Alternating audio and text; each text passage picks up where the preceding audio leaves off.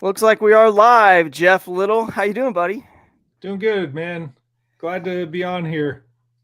You're not the familiar face people are used to seeing, which is Ken Morris, but I think you're going to be able to fill in as a guest host quite well, given your Right? how many years. Just so everyone knows watching here, how many years experience do you have in a kayak and rivers?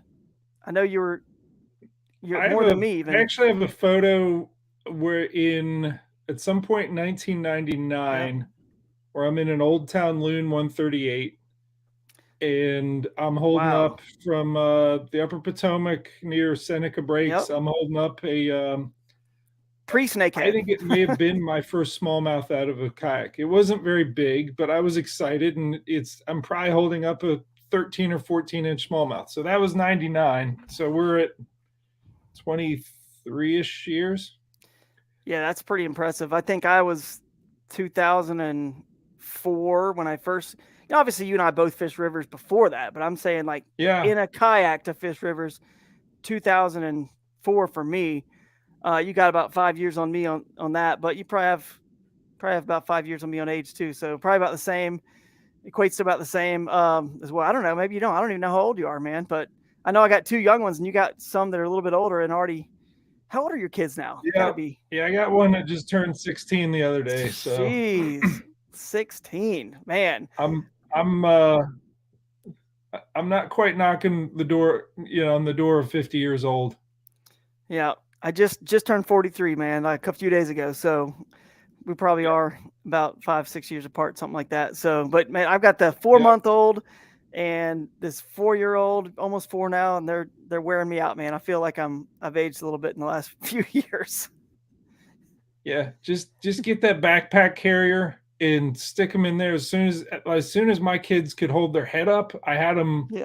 Yeah, I'd go walk the Monocacy River here in Maryland with them in the backpack carrier, and you bring snacks and you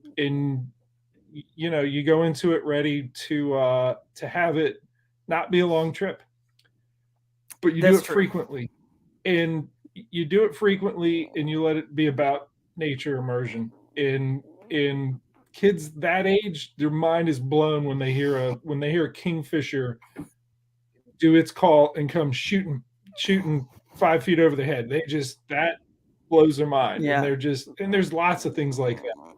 that's true. So That's true, man. We just got backpack back from. carrier, Drew. Yeah, that's a good tip, everybody. I know we're letting the stream build up here. We got about it looks like 18 people on live right now. I'm going to be monitoring the comments because we don't have Ken here tonight, but I'll be trying to be monitoring the comments. Jeff, I don't know if you can see on the comments or not. Is there a little tab on your screen somewhere that says comments?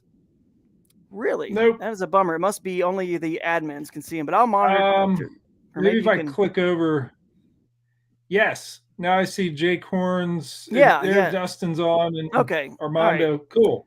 So listen, if somebody can do me a favor, we're still just trying to confirm that all of the platforms we're streaming to are working. It's my Drew Gregory fishing page, my Drew Gregory personal Facebook page, and the YouTube. If somebody can comment from YouTube, that'd be great because those three were from Facebook. It's showing.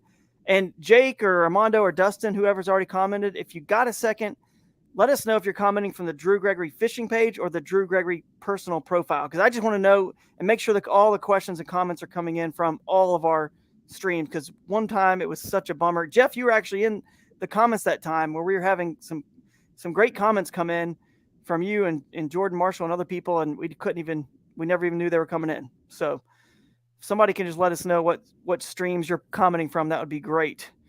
YouTube is working. That's awesome. Thank you guys so much for commenting on that. Uh, Jim Baird, thank you. You're on the Drew Gregory fishing page. That's great. And the personal profile, awesome. We've got comments coming in from everywhere, and they're all working. Yeah, it just flooded in all at once. Yeah, Philip Scarce, Cool. what's up, buddy? Pip, how you doing down there in Florida? Armando, thank you again. All right, guys, the stream's building up. We got some people on now. If you guys don't mind sharing it too, that'd be cool. Usually we can get about 25 to 30 on here live, and that just helps kind of keep the conversation going. But now let's just introduce the show a little bit. First of all, we've got Jeff Little on here. You guys know Jeff. We'll talk about him a little bit more in some of his accolades, but and we're going to do a question and answer session at the end with Jeff and I. And then first, we're going to bring on Brandon Peoples. He is a fisheries biologist. I'm not sure his exact title. We'll let him tell us the exact title, but I'm pretty sure it's a fisheries biologist at Clemson University. And he's going to answer some questions that, are probably over Jeff and I's head and get to some conversations. Jeff, I know you've got some questions from a fisheries biologist standpoint because you're a student of the ecosystem. I would consider you and I students of the ecosystem. There's only a few people I can pick up the phone and call and actually talk the entire ecosystem with, and they get it and how it applies to the bass. Other guys just know, oh, I got to find grass. That's where the bass are. I have to find, deep undercut banks or whatever with wood. They know where kind of the bass live, but I don't know if they know all the reasons why or why an ecosystem is fertile and why it's not and things like that. But you're going to have some good questions for Brandon. So I'm excited to hear your thoughts to keep this conversation rolling. You guys watching, you're going to bring us some awesome questions as well. And before we get Brandon on, what I wanted to do quickly, because again, we're letting the stream build, is just I'm going to recap my last few weeks, just some tournaments I did. Everyone pretty much knows I try to fish rivers and creeks for tournaments. Jeff, I want to have you tell us a little bit about what you've been up to too, just at the intro here. And then we'll bring Brandon on in just a minute. But I'll quickly go through this because I know some people probably follow me on social, and because I try to do a Facebook or Instagram story on kind of what happened. But, the quick little recap, so far I fished 3 tournaments. I've had a newborn who's, like I said, 4 months old. So I kind of waited to kick off my season until March at the Bassmaster Kayak Series Championship. Did you follow along with any of these tournaments, Jeff? Do you follow along with some of them? I did, and I was down there actually filming Ike and Ellie for that tournament. That's right. That's right. Pre-fishing.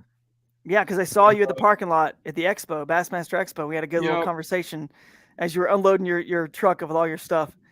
Yeah, but that was a fun event. South Carolina was good to me. I got to fish Joe Cassie with Hans from Bonafide, and I got to film Mike, Ike, and Ellie, and then I got to fish a lake that I got my personal best largemouth on. It was 8-1, which wow, beat my old personal best by 2 ounces, but it counts. Yeah, that's a coal. That's an upgrade, man. Yeah, it felt good.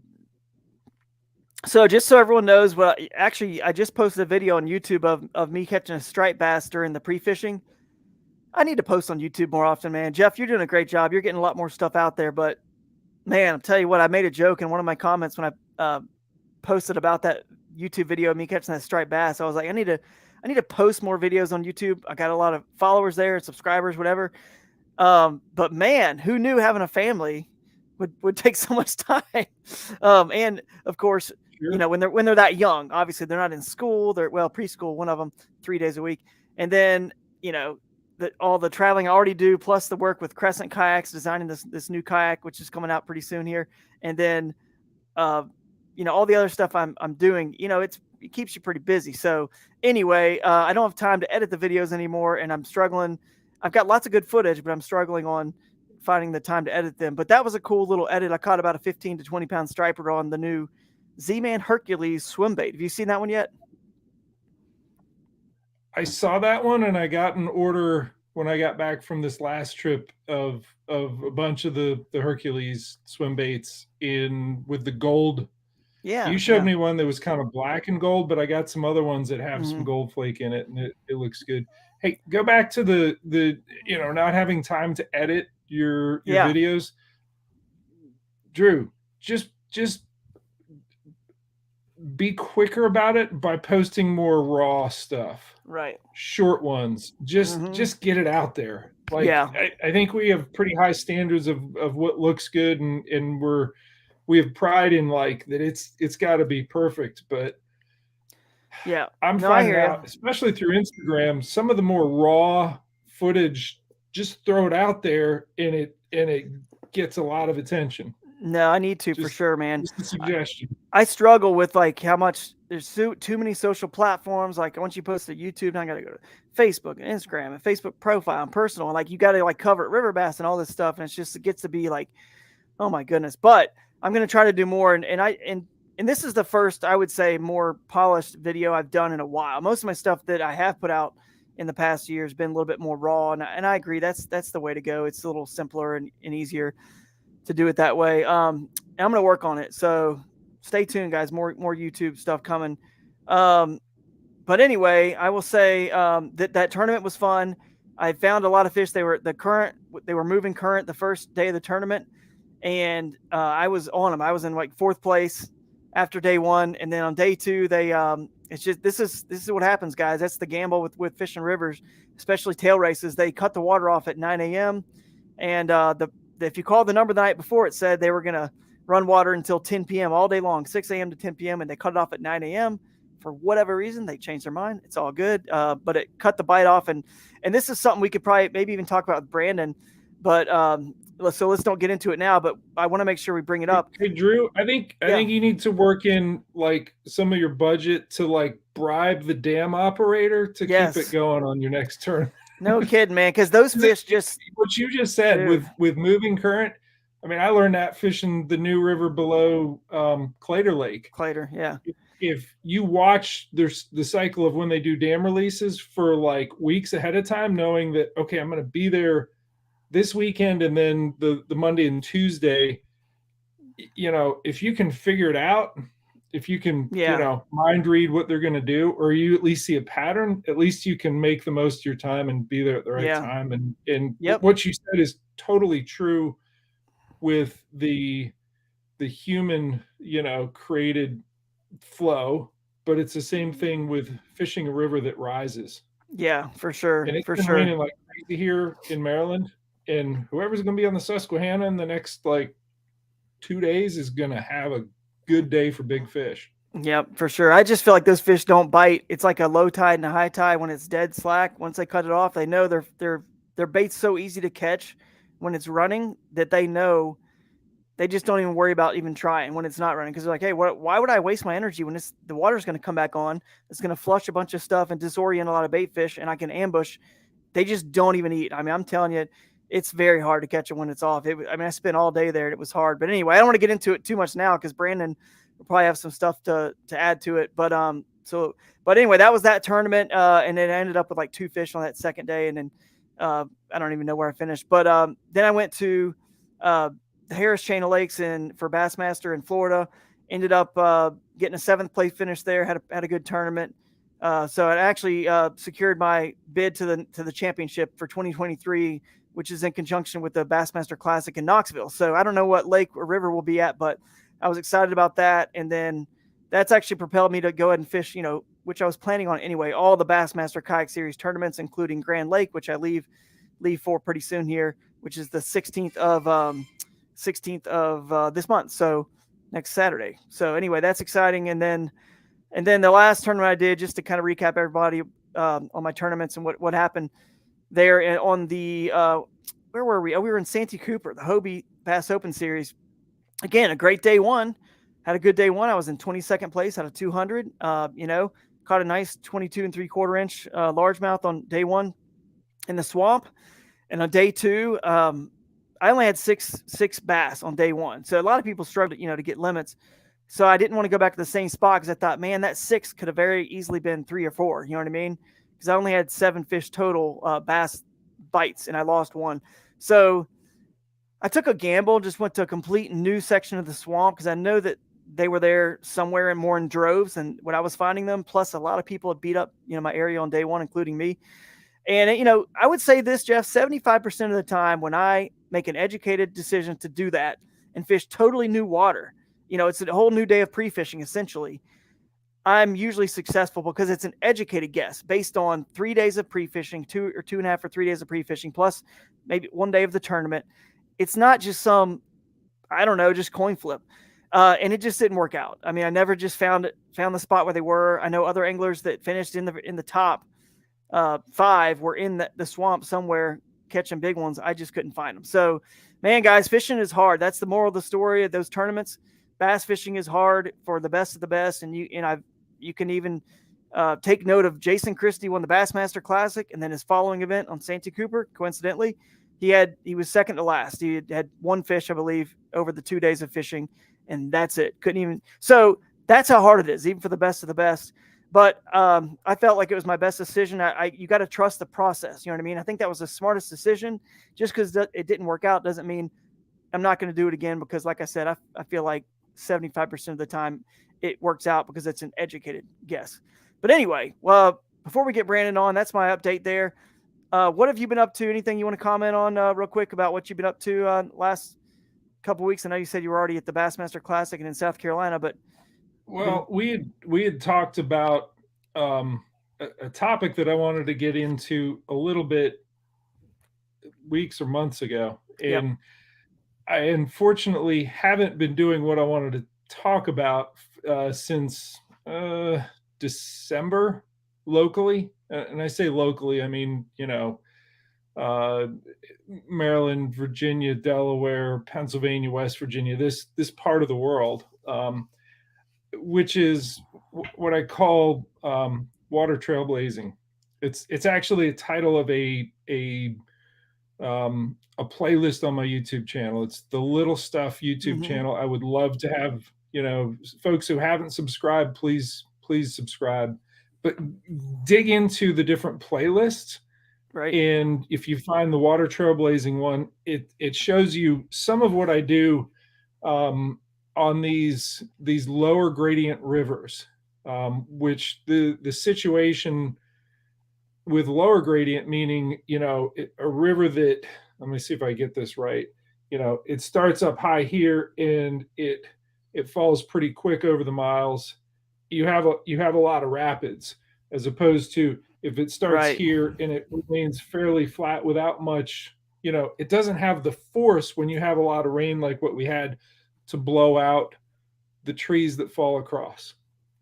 And what you end up, in some of these lower gradient, more eastern rivers, and I don't mean like the Appalachian flows that have the higher gradient, higher, more feet per mile of drop. I mean the ones that seem a little slower. You end up with trees that are all the way across the river. And in some of those, and I remember from doing this years ago with buddies I met through riversmallies.com, and would just say, hey, let's meet and do this. Check out have you floated this? No. All right, let's go do it. And you'd put in and you do a float. You would set up a shuttle for, 11 miles, and you'd be 3 miles into it thinking, we've already crossed 15 trees.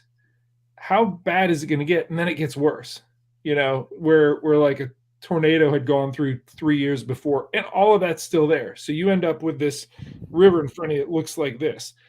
It's just, it's just tough. You can't do a float trip. So what I've been doing is I put in instead of doing an A to B float trip, I put in at the bottom, and I use the Torpedo motor to go up. I go upstream, and we bring chainsaws. Right. We cleared out. I usually leave the first one intact and keep going, because I kind of want to have it to myself. I'm a little bit selfish that way. Right. But I do it with friends who are in the know and can bring their chainsaws. That we can clear out a lot of river miles, and it's full of dumb fish. Oh yeah, for sure, man. Don't see fishing lures. Exactly. Because no one does float trips on it. No. You guys in the comments, tell us if you've ever done anything like that, or if you've fished anything wild like Jeff's talking about, where you had to portage a lot. How awesome was the fishing, or was it good? Was it bad? Let us know, because Jeff and I are going to answer questions and talk about this stuff in depth come about 9 o'clock, a little after 9, because that's a fun topic I want to get into. Brandon, who we're about to bring on, the biologist, I know he's done some shocking on streams with the stream team, they call it. So we'll have to see if they've ever encountered anything like that, to try to get to some dumb fish they could shock too, to sample. But anyway, I guess that's exciting, Jeff. I know before we get him on, I did want to shout out a couple people that were saying, like Chad Walden says he got 1103 after you and your buddy passed me and my buddy in the swamp in Santee. So he says he's picking it up tomorrow. So look at that, man. You can send that to the guys at Torpedo.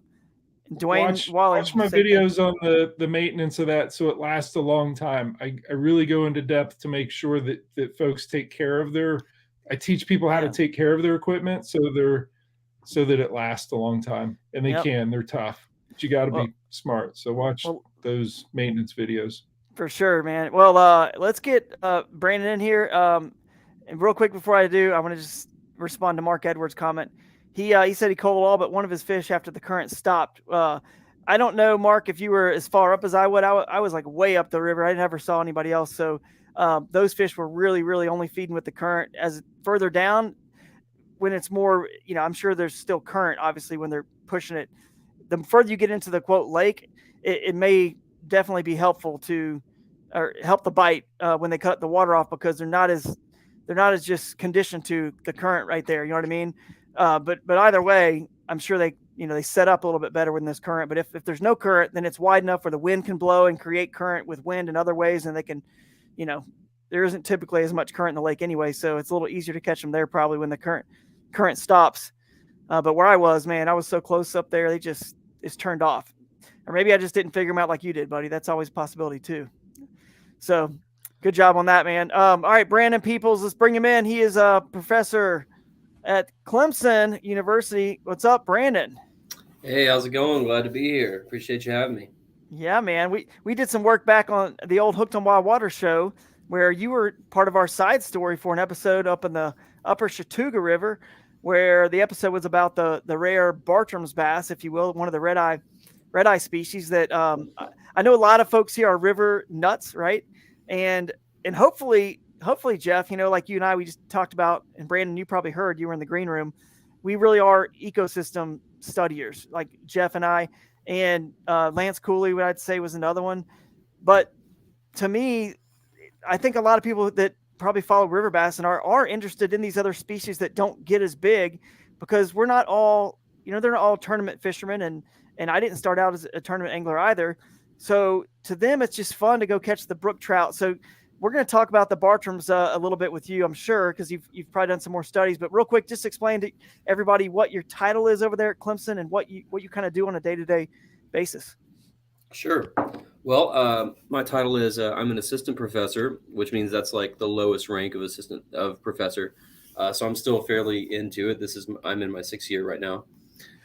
So my title is assistant professor of fisheries ecology. So that basically means that I guess my area of study, I study freshwater systems, mostly streams and rivers.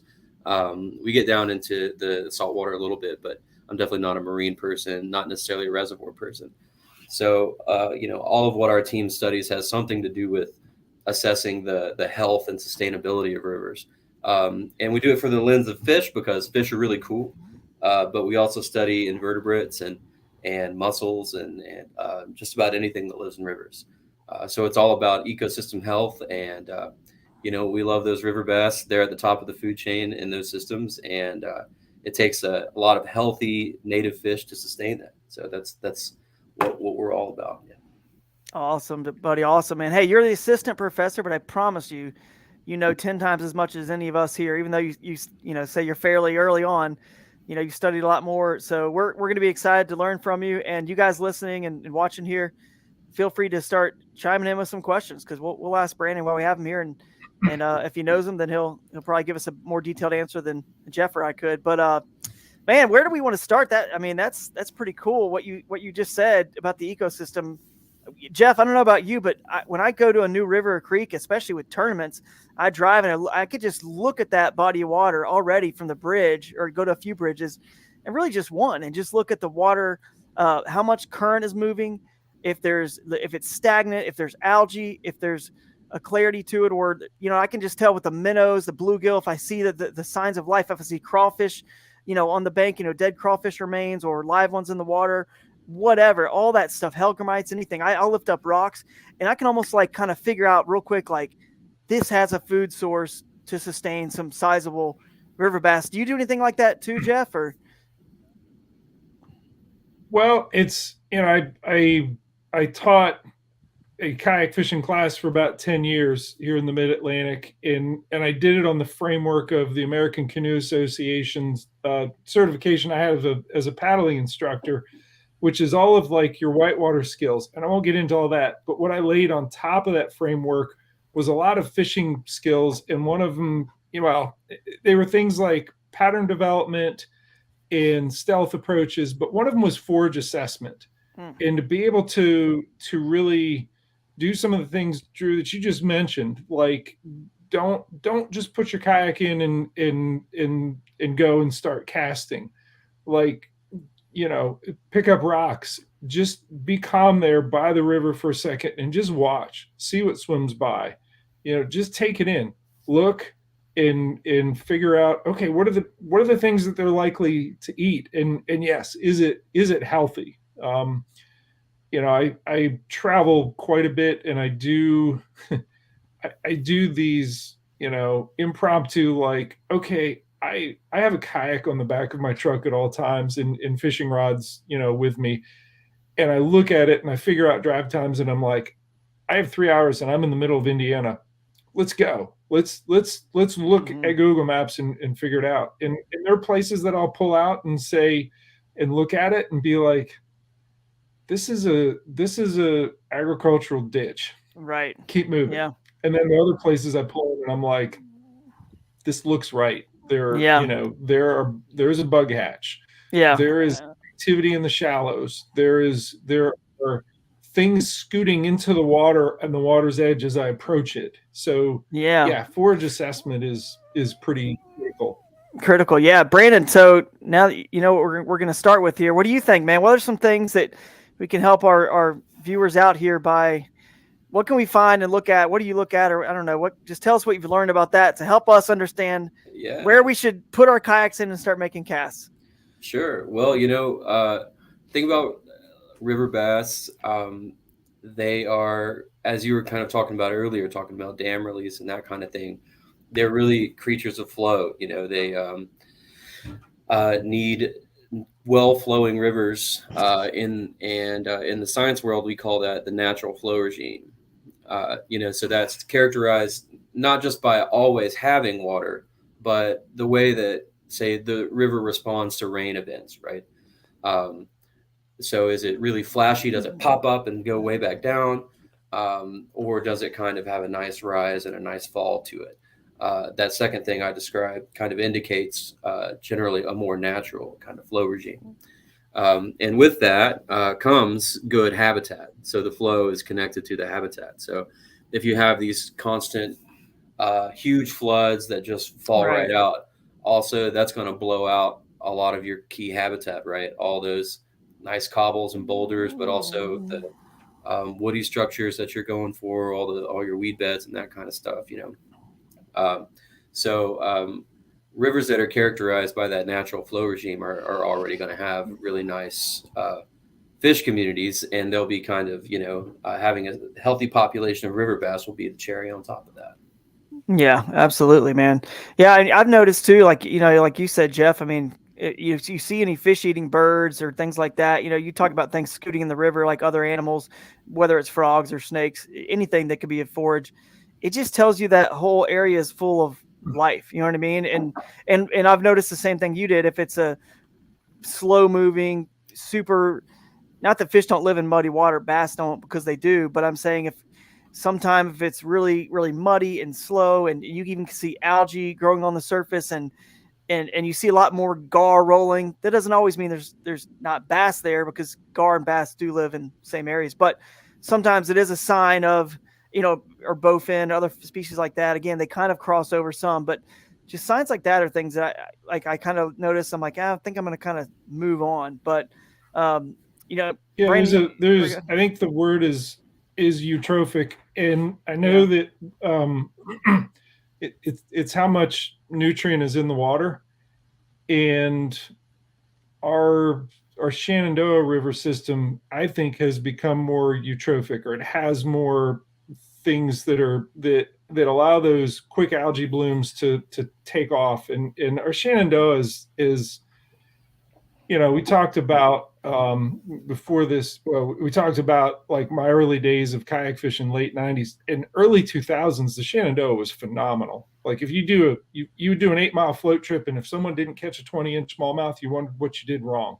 Now, if you catch one, and they're out there, but it's an event. You know, if you get a couple 16s and maybe an 18 and a half, like that's a good day on the Shenandoah. That would have been a horrible day back in the early 2000s. And one of the things that it's kind of shifted where there's just more nutrient in the water. Brandon, you talked about natural flow regime, and one of the things that I think, and I've seen it in other, well, I'll talk about a local river that we have, which is the Patapsco here in Maryland, which is Baltimore's, port river. But upstream, it's, we have Liberty Reservoir, which is part of it. But then downstream, there's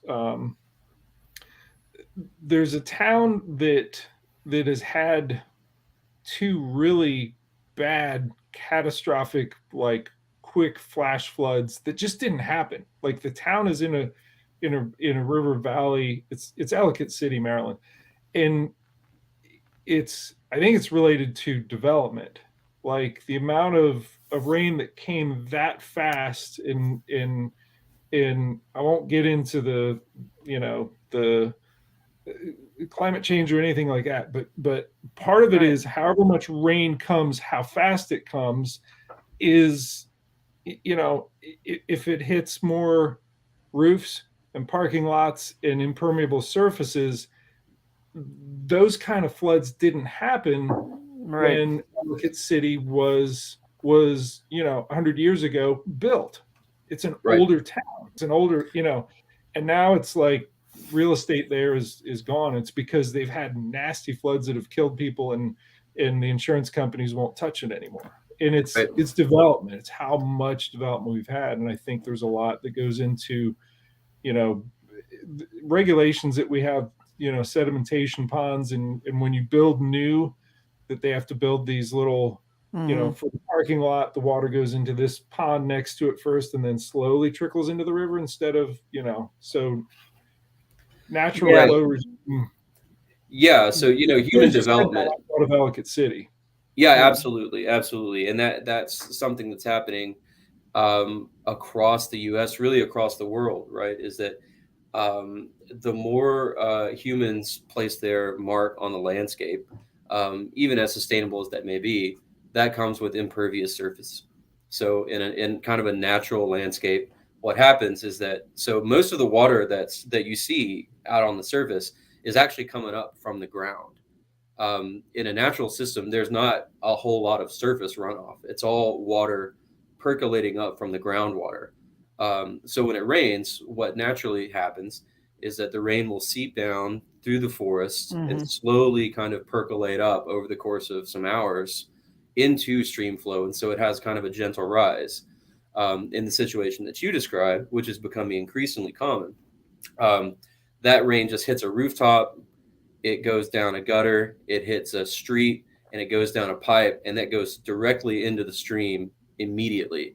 And so you have these streams that are characterized by flows that get really high flows that are much higher than natural. So it just blows everything out. And then it recedes really fast. And because you don't have that groundwater recharge, on a normal day, your low flows are going to be way lower than they would have been otherwise. And so that's not good for river fish either, because they need, so at some point, kind of a stable, constant flow. And so that's, kind of what some of our work is showing, is that like this fish, the Bartram's bass, the more developed the watershed is, the less likely we are to find this fish, because a lot of them are pretty sensitive to that habitat change that comes along with human development.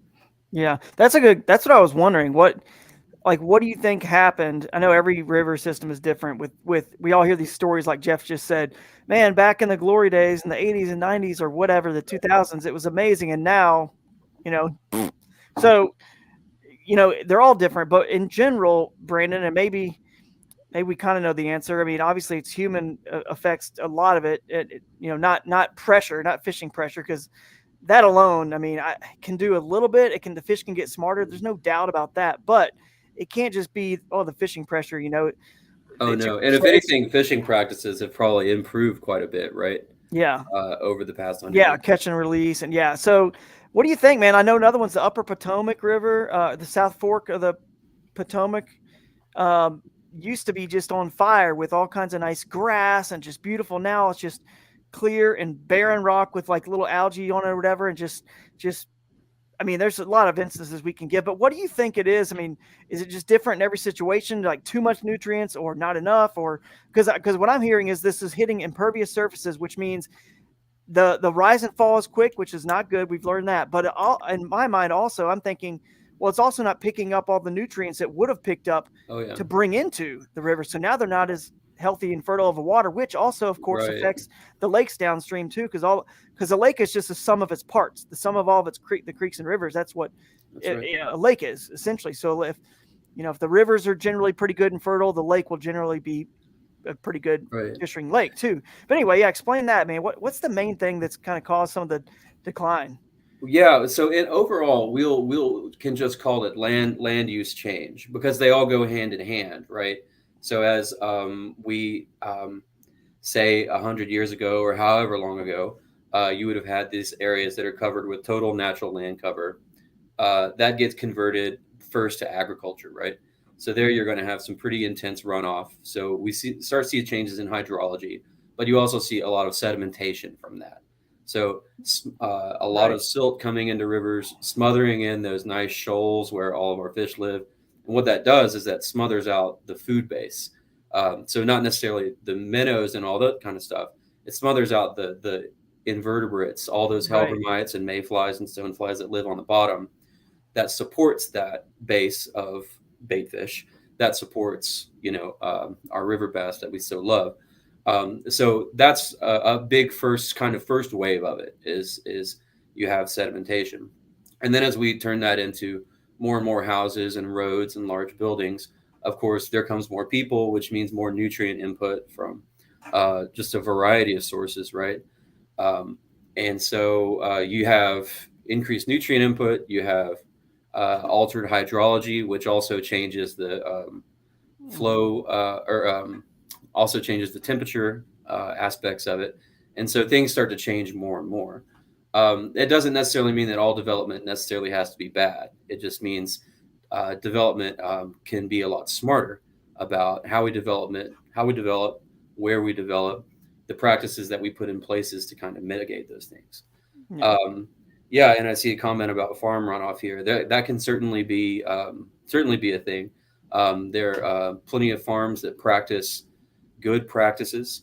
And I don't think that there's anybody out there who's not well-meaning. It's not like Captain Planet where there's some villain out there who's trying to enjoy themselves that they're doing harm. I don't think that anybody is really meaning to do harm on purpose. I think it's just a matter of knowing the things that can affect rivers. We got to improve our education for everybody and coming up with ways that can fix them.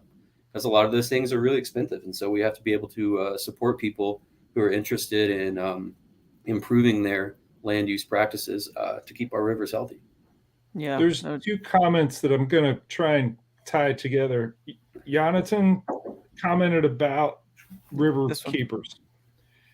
And I'd suggest anyone who loves the rivers to look at waterkeeper.org and look up and know who your river keeper is, because we all need to be the eyes and ears for what is essentially a private, it's a non-governmental entity that will, in essence, sue a polluter on behalf of the river, if that makes sense, utilizing the Clean Air and Water Act as the tool to do that.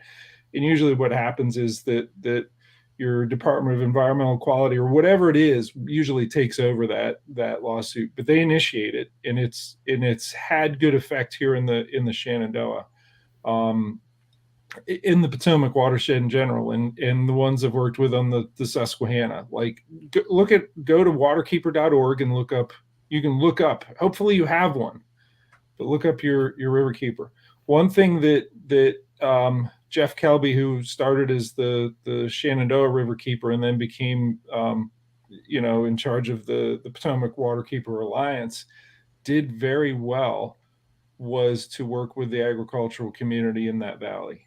And you're not going to get it's tough to get your maybe 80-some-year-old farmer that's always done it the way he's always done it, but he worked with FFA and 4-H and really educated the next generation of farmers to do things that that help their yield improve and help the water quality in the community that they live. And I'm proud to say that I live on a dairy farm in Maryland, and our family farm does some of those, cover crops and work with, the extension office to get things to help with soil conservation and then just responsible fertilization rates and all that stuff. So I think, those of us that love rivers, we get very impassioned about protecting it, especially when they see a world-class fishery like the Shenandoah collapse and essentially die. I don't mean that it's dead. I've fished it, recently, and it's not dead, but it's sort of a faint shadow of what it once was. We get very emotional about our river, and we tend to vilify. We always need a villain. We need to point the finger. That's just the story of the human race. Yeah. And when we do that instead of work with them, it's problematic. And usually these the water quality issues are more complex than one thing. And I know USGS and I think it's Vicky Blazer had done like a lot of work up here to figure out, okay, what's really going on. And it's not simple, but it's never simple. Different communities to address water quality issues. And Brandon, you talked about it. You touched on it, saying, hey, getting the right funds to help people in the agricultural or any other community, whether it's development or industry, do the right thing for good water quality. You gotta make those financial resources and education available to make that happen. Jeff, are you seeing like no longer grass in the upper Shenandoah? I don't know what it was originally. Or are you seeing sediment filling in like we were talking about, like silt? Is it getting silted in, or is there what does it used to look like when the fish were there in droves compared to now? Or does it look basically the same, that they're just not here's there? What happened. And I was actually doing a guided kayak fishing class on the North Fork Shenandoah, and we maybe moved a half mile from the put in, and I caught one 16 3/4 inch fish, and I'm like, this fish didn't fight like its size. And my client got one who was about 14 and brought it in really quick, and it was just, they didn't fight like smallmouth. I'm like, it occurred to me it was weird, and then we pull into an eddy that's maybe big enough to park my my F-150 2 times over, and the entire surface of it was littered with dead, fuzzy, fungus covered panfish and bass, like just hundreds of, maybe couple thousand fish right there in this big eddy, right? And I reached out to contacts, because like Drew, you have Brandon on here because biologists are fascinating, and they help teach us about the rivers we love. And I was president of the Potomac River Smallmouth Club back then, and I had a Virginia Department of Game and Inland Fisheries biologist a couple months before as a speaker, and I called him, and eventually he got back to me, and he's like, you need to talk to Department of Environmental Quality. And then I called that person, and they said it's a different district. And then I got that person, and by the time I got the right person, it was 8 days later, and they're like, yeah, someone told us about it yesterday. We went out and took water quality samples, and we're on it. But it would have been nice to know when and that comes back to the, knowing who your river keeper is. But you're asking what the difference is and what happened and what really it is politically tricky to say there's your smoking gun. That's what happened in the Shenandoah River. But I know that the South Fork of the Potomac maybe I heard some oil or fracking or some, I don't know. There was some in that. The poultry industry in the Shenandoah Valley ran so much, so quick. And if you just look at it on a macro level, you have the food to feed those animals coming into the valley, just by the trains bringing in feed, right? Yeah. And you have protein leaving it in terms of our cheap as you can get it at Walmart chicken breast leaving. But there's other things that are staying in just the nutrient coming in versus what it's leaving. Where is it going? And chicken poop is great fertilizer if you use a little bit of it. If you just dump it recklessly. Yeah, right, exactly. Right. And oftentimes those things, it's so tough to point out too, or to pin down, because this is happening, right? And so everything might be fine, and so the fish can be under kind of quite a bit of, we just call it, they're under stress, right? They're struggling to thrive on a daily basis. And so when all of a sudden maybe you have in the wintertime a really warm snap where oxygen goes down really fast, or a quick flood with a lot of surface flow where oxygen really drops, then at that point that becomes the straw that breaks the camel's back, right? That's the thing that initiates the fish kill. And so a warm snap in February wouldn't have killed a population of really healthy fish, but a population of fish that are already undergoing quite a few stressors won't necessarily be able to withstand that as well. And so from a biologist's point of view, it's hard to say, well, it was this particular thing or it was this particular thing, but really it was initiated by something natural when there was something very unnatural going on the whole time. It's tough, especially from a legal standpoint, as far as like, okay, well, is somebody going to get a ticket written here, or that kind of thing? We'll say, oh, well, they died because it was a flood, or they died because it was a cold snap or a warm snap, or that kind of thing. Yeah, that makes sense. It makes it really tricky, makes it really tough. Yeah, that makes sense. I just thought of an analogy. I'm kind of putting it all together now. I'm thinking about my fishing in my 20-gallon aquarium up here. If they're a little low on water, I can go just I could go get a cup of tap water, pour it in, no big deal. It's 20 gallons and it's a little bit, and they're fine. I filled up the tank a little bit. It's all good. But if I had, to fill up half of the tank with the water that came right out of the tap here, they probably couldn't handle that, right? And they would not make it. So it's just, we as humans it's just everything we're doing combined, whether it's the farms and the poultry or it is some oil or fracking, whatever some people think, or the construction without the proper, like Jeff was saying, letting it go into a pond, let it slowly get into the rivers. All of it combined is sort of like taking the tap, half the water out of my 20-gallon tank and you're refilling it all with tap water, and it's just, they can't take it. They just can't take it.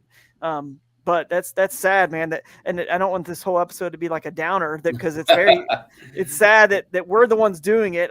Collectively, the human race and progress, if you want to call it that, technology and development and all that. But it's sad to see that, but if we can educate people and get people like Brandon on here and Jeff, that guys who are very much educators in our space and in different areas. The technology that you mentioned is the solution. Yes. The more that we study it, and more we have the Brandons of the world seeing, here's the effect, and making good policy decision for clean water. That's our solution. It's because people, there are a lot of good people out there and good businesses that want to work on sustainable land development and sustainable, water use and that kind of thing, and they are willing to foot the bill for it. So it's just about, I think, getting the right people at the right table at the right time, to make that happen. It really just comes down to individuals making a decision, and that can be, some multi-billionaire who's building a new plant in the southeastern U.S., or that can be us on a day-to-day basis, choosing to make water-wise decisions. Yeah, that's true. Georgia Power was the headline sponsor that Hooked on Wild Waters, or one of them, I guess, for a season at least or two. And a lot of people think, power company, they just want their money from the power bills, but they have a huge budget, which is all about, they have biologists that work for them. Because I mean, think about it. Who cares more about the water than a lot of the power companies who are using the water to create, their product, if you will, the resource for all of us to have power to do things like this, right? To run our homes.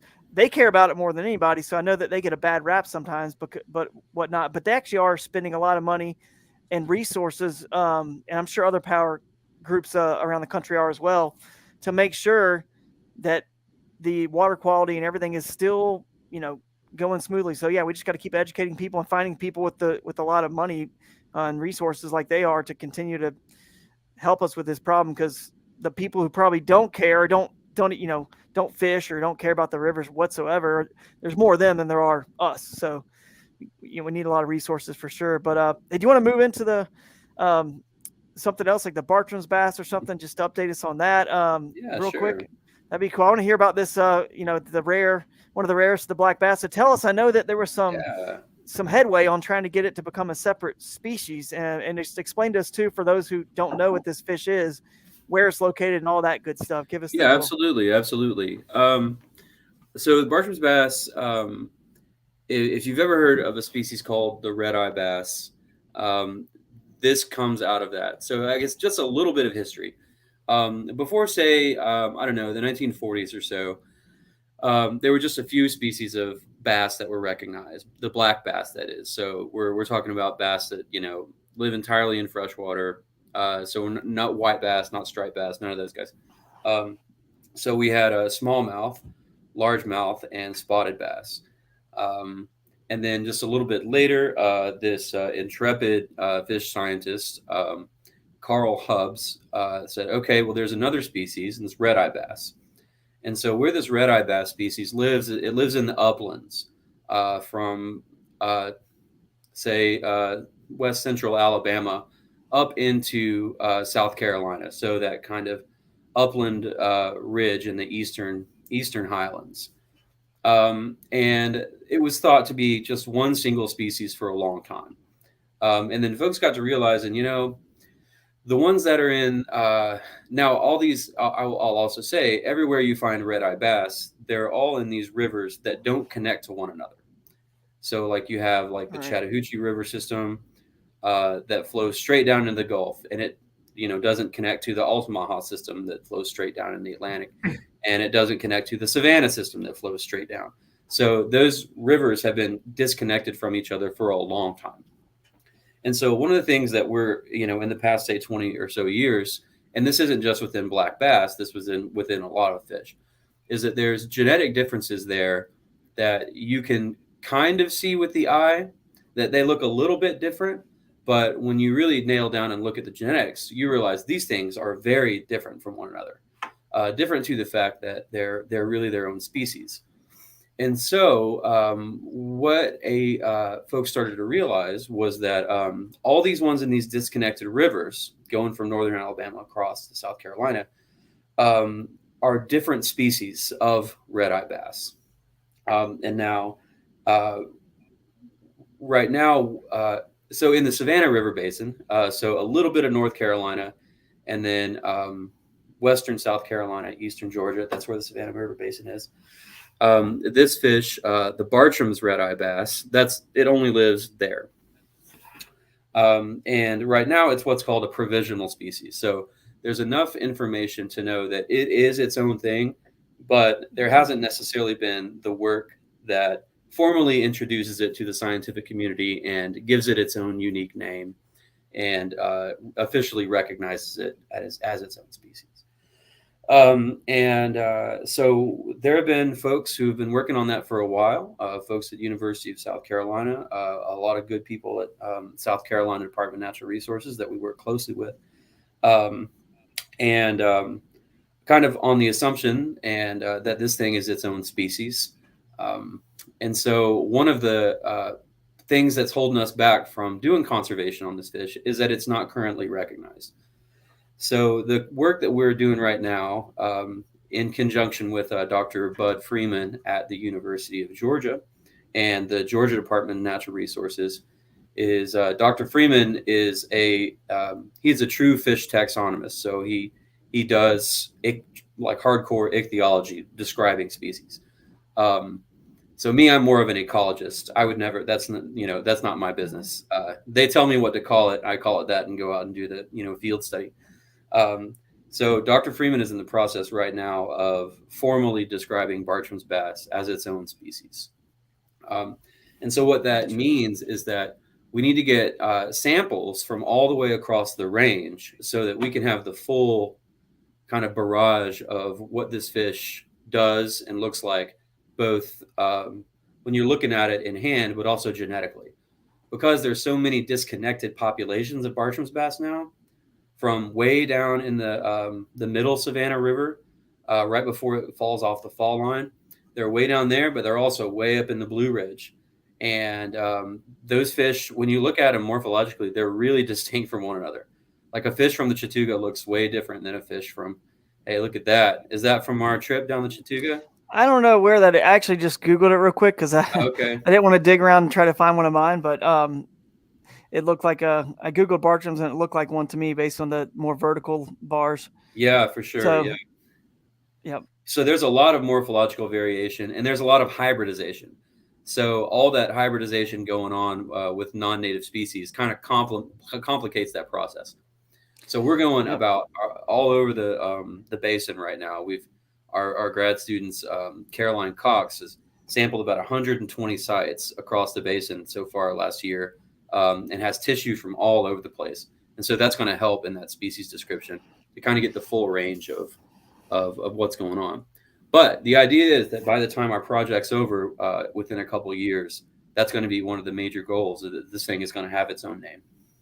That's awesome, man. That'd be really cool. And I like what you mentioned about the because a lot of you guys don't have this Bartrams anywhere near you. Maybe it's on your bucket list to catch all the black bass species, so you would like to catch this one day when it becomes official, or even now before it is. But the important thing to think about here is, even though you don't have this fish, what you mentioned about hybridization is critical, because it could apply to the other fish that are near you, be it Alabama strain of the spotted bass, like the Alabama bass, or these fish, or whatever. And if you're a tournament angler, this applies to you, because if you can start studying and learning about all the fish species and the rare subspecies or potential new species that are all over the country, you can kind of learn where, like, for example, I'm going out to Grand Lake and the Neosho smallmouth, a form of a rare form of smallmouth out there. I've studied enough about them and learned they don't get as big as these other smallmouth that you see in the, Tennessee, on the eastern side of the Mississippi River, and, whatever, the Susquehanna, for example, and all the other big smallmouth everywhere else, Tennessee River. So I now know, okay, well, I don't want to go target those to try to win this tournament, because they're not going to get 20 inches. I'm not going to get them like you're going to get them on Champlain or wherever else, right? So learning more about this fish, even though you might not have the Bartrams close to you, and how some of them hybridize, is critical, because people have moved the spotted bass around, the Kentucky northern strain. They've moved the Alabama strain around. And to put it simply in layman's terms, guys, in my opinion, this is the way to put it. If you, like, bass are like humans, like, we're all different. There's different races. We can still, spawn, if you will, right? We can still have offspring. If someone, African-American and Caucasian, whatever, you can still make it happen, right? Well, black bass, with the exception of the largemouth, which typically doesn't hybridize, although it can, it's very rare with other species. Yeah, we find them. Yeah, it's rare, but it does happen. But most of them can, especially this Alabama bass and these, I've noticed, tell me if I'm wrong, but a lot of the red eyes seem to, when they get in a system with a fish that's not naturally there with them, like a largemouth, whatever, that they tend to hybridize. So the point is, guys, that if you had Shaquille O'Neal and you had one of the U.S. Olympian gymnasts that's 4 foot whatever, and Shaquille O'Neal in general, that the offspring will be about in the middle between the two. You know, it's not going to be as tall as Shaquille O'Neal. It's not going to be as small as that Olympian in general. That's kind of what's happening here with these fish that get smaller and not as big as a largemouth or a smallmouth. When you get the hybrids, you've now stunted the overall potential of the growth of that species because you're kind of, anyway, hopefully that makes sense, and that's a good analogy to work with. But it's just important not to move fish. But once they are moved and you know they're there, that's just more clues. You can kind of figure out where to catch your bigger fish in tournaments and where not to in rivers and lakes. Right. But anyway. And a little bit about that hybridization, where these fish, so like in the Savannah, for instance, Bartrams and largemouth have co-occurred together forever. Yeah. And it's never been a problem. You have Bartrams in the more fast-moving areas, largemouth in the slower-moving areas. We do pick up some Bartrams largemouth hybrids, but not much, and it's not an issue, But the thing is by introducing these non-native species, that's added kind of another straw on the camel's back, right? So these fish need good, healthy river ecosystems. And in a lot of these situations, many of those river ecosystems have been turned into big reservoirs. And so that immediately cuts off their populations from one another. And so you add on top of that a lot of development where they're experiencing higher temperatures, lots of sedimentation, that kind of thing. So they're already kind of facing the 1-2 punch. And now oftentimes the knockout blow for many populations of these fish is introducing that non-native fish in there, where they don't recognize one another because they've never been connected.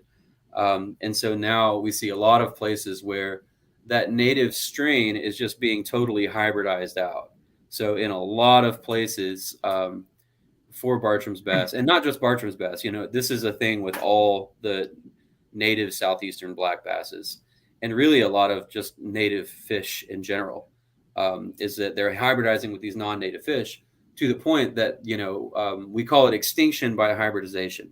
Yep. So that there's something in there and it kind of looks like it, but the true native genetics are gone. And so I guess, is that an issue with the shoal bass? Yeah.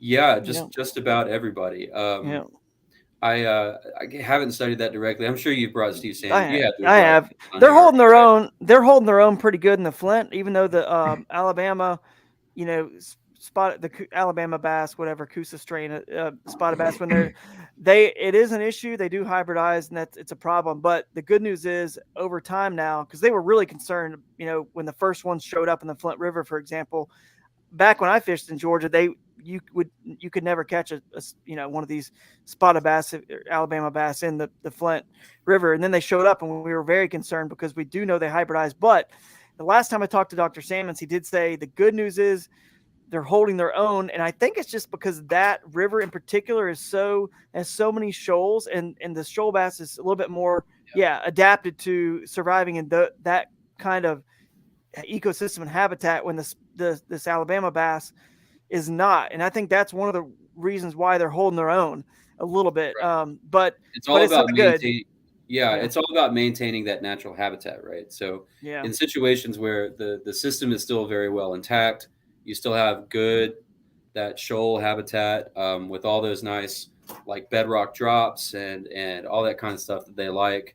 The more natural the habitat seems, it seems like you have a lot less hybridization. Like with our work over here in the Savannah, we've shown that we find a lot fewer hybrid fish in places that have maintained the natural structure in their watershed, right? So in a lot of places in the national forests, you got some spotted bass in your DNA. That's what the forgotten man is saying. I've got some spotted bass in my DNA. Well, where they're native, I got nothing against spotted bass. I'm grew up in the Mississippi Basin, in the Ozarks, and it would be really cool because you would catch this transition zone where you catch more smallmouth and then more spotted bass. And if you were able to catch like a natural hybrid between them, a mean mouth, that was really something. Those things fight like the devil. Yeah, right. This guy's Fitz MC. You're saying a better analogy would be a human mating with a chimp, but see, that doesn't work. You see, my analogy works because Shaquille O'Neal could mate with a U.S. Olympian gymnast, but you couldn't mate with a chimp. See, so it does work because these fish can mate with each other, and that's why, like you said, it's death by hybridization, according to Brandon. But I get your point. I get your point, man. I get your point, Fitz.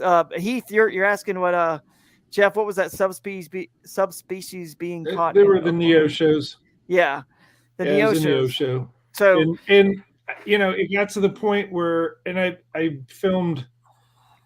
Chad was out there with me, Chad Hoover and Ryan Jones, and I did a couple float trips out there recently, and you know, you'd bring a fish in, and I think I called the episode, you know, what kind of bass is that? Because it was every time you pull one up, and I think Ryan has an eye for it, but he's not the you know, Brandon, what was the term you used? Hardcore ichthyologist. Like, yeah. There are fewer and fewer as the years go on. Yeah. Right. So what? So go ahead. And I had people comment on the video, like, I think you were catching, like, some of those fish you were catching were hybrids of, you know, because I'd hold one up. I'm like, it's got the tongue patch and it's got, it looks like a spot to me. I kept catching fish and I'm like, this isn't smallmouth, this isn't largemouth. It looks like a spot to me. But then you'd really look at it and you'd see some of the vertical barring mixed in with some of those spot qualities. And I'm just like, I don't know. It's a bass. I'm glad it ate my lure. It was fun. Right. Yeah.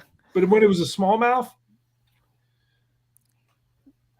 I knew pretty quick. When it was a pure, you know, whatever they said, you know, I guess the local lore is that Jimmy Houston put them in Lake 10 Killer and they swam up and you know, that river has, you know, which I think previously had only, you know, the Neoshows and Right. largemouth. And now it's, Yep. you know, it's a mix of all sorts of things, but Right. great fishery nonetheless. So now that's a good example right there. Like now you've got just this mix because the Neoshows can hybridize. They're so close with their other smallmouth strain, and they're the ones that get big. And now you got these mixes in there, and so now they're not all going to get as big as they could have if they were the pure big version, whatever we want to call those. I guess a Tennessee River, Yep. or I don't know what you should call those. I don't know, east of the Mississippi or whatever. But you guys get what I'm saying. They're the bigger ones, and it's just so important to understand this, like this entire ecosystem and how it all works together, and these species, you know, can or cannot hybridize, and what's where. It's important in terms of, you know, for river bass and for our purposes on this podcast. I mean, you can learn a lot, and it can help you, you know, catch more fish and understand where to go, where not to go. Definitely a lot of cool stuff here. So the bottom line with the Bartrams is, looks like it sounds like another year or so until it's officially a species.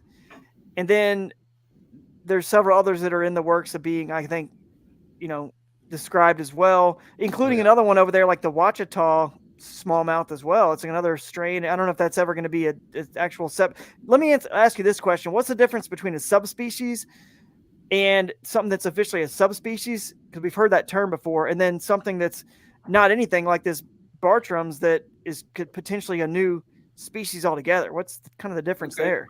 You know, really what it comes down to is how related these things are. So there's a certain amount of relationship between two species, right? Like if you can picture like a tree, you know, and let's say the trunk of the tree might be species that are all in the same family, like all the black basses and sunfish, okay? They're all in the same family. So they're related at a more distant level, right? And then, you know, you can have a branch of the tree. And now let's say these are all fish that are a little bit more related. So now we'll just say just the black basses. And then we can have another smaller branch of the tree we'll just say these are just the red-eye basses. And so the tips of that tree, that's what we're calling a species. Gotcha. And now there can be some variation within species, especially for species that are really widely distributed. So, you know, like largemouth bass. I mean, largemouth bass are native through a lot of the U.S. and they look very different across their range, as I'm sure you can well attest, right? So within there's a lot of variation. It's not enough variation to call it another species, but that's just natural variation, you know. So if there's a pattern to that little bit of variation, we might call that a subspecies. But it's Gotcha. important to note that these things change from time to time. So this science is really rapidly evolving. It's a really fun time to be someone who studies fish, because a lot of what we thought we knew about fish diversity that comes from just studying the actual fish itself, we realize there's a lot more diversity going on within there once we look at those fish's genetics. So because of that, there's a lot of new species being discovered, especially in the southeastern US every year. So like every year there comes out like, oh, we found 5 new species in Alabama this year. Oh, down here in Louisiana now there's 3 new species. So we're learning a lot about fish diversity, and the Southeast is the most. It's kind of the Amazon of North America. That's the biodiversity hotspot of this, quarter of the globe up here. And we already knew there was a lot down here, but every year we're learning more and more that there's even more down here. So it's a cool thing. So even what we define as a species is changing a little bit as new information comes to light. Yeah. But that old thing we learned in high school about how it's a species if it's not, they're not the same species if they can't reproduce and have the same viable offspring, right? We always learned about that. Like a mule and a horse or whatever, or a donkey and a horse. We're realizing that's not a very good, valid definition of what a species is anymore. There's a lot of, and especially in the fish world, critters that can reproduce together and have totally viable offspring that are different species. Yeah. So we're kind of having to relearn quite a bit as new information comes out. Yeah, man. Hey, you guys listening, watching here, ask some questions if you have any before we let Brandon go here soon. You got him here. So if you have any questions about any of these rare species or anything that he's talked about, then fire away. We'll keep an eye on the comments over here. Jeff, you got anything to add here? Yeah, no, I was just thinking in terms of we as anglers like to, I guess, have our favorites. Even last week I was filming with Chad, and he commented how I was maybe not so gentle putting a largemouth back in the water. And he referred to me as a smallmouth snob, right? and I said, I love them. I love them all. I just love smallmouth more. And some of that comes to, the discussion of hybridization and what species you have and what are brought into an area. And is that changing the nature of what that river means? Like what the average potential fish that you can catch in that becomes. And I know this has been an issue in some of the Ozark streams where they were formerly just amazing smallmouth fisheries that people caught, 20 plus inch smallmouth on the regular, that became spotted bass, fisheries where you catch all the, 12 to 14 and a half inch spotted bass as you would want, and you can't find that 20 inch smallmouth anymore. And I think some of that is where, the comment Guggen Slayer said, don't move fish, so important. Mm-hmm. Yeah, true. I just posted that one there. But it comes into play, like, you don't know, you don't know the repercussions of what it's going to be to move them around, because if you like your fishery the way it is, and I've had discussion with folks about the new river in Virginia and West Virginia, and I didn't know this because maybe I haven't been fishing it as much as I had in the past, but I guess it's becoming a spotted bass river more and more. Yeah. I hadn't caught one in there, but I haven't fished it as much as I did in years past. And you'll find them more in the reservoirs there. Yeah. Mm-hmm. And it's interesting that you say about the new river.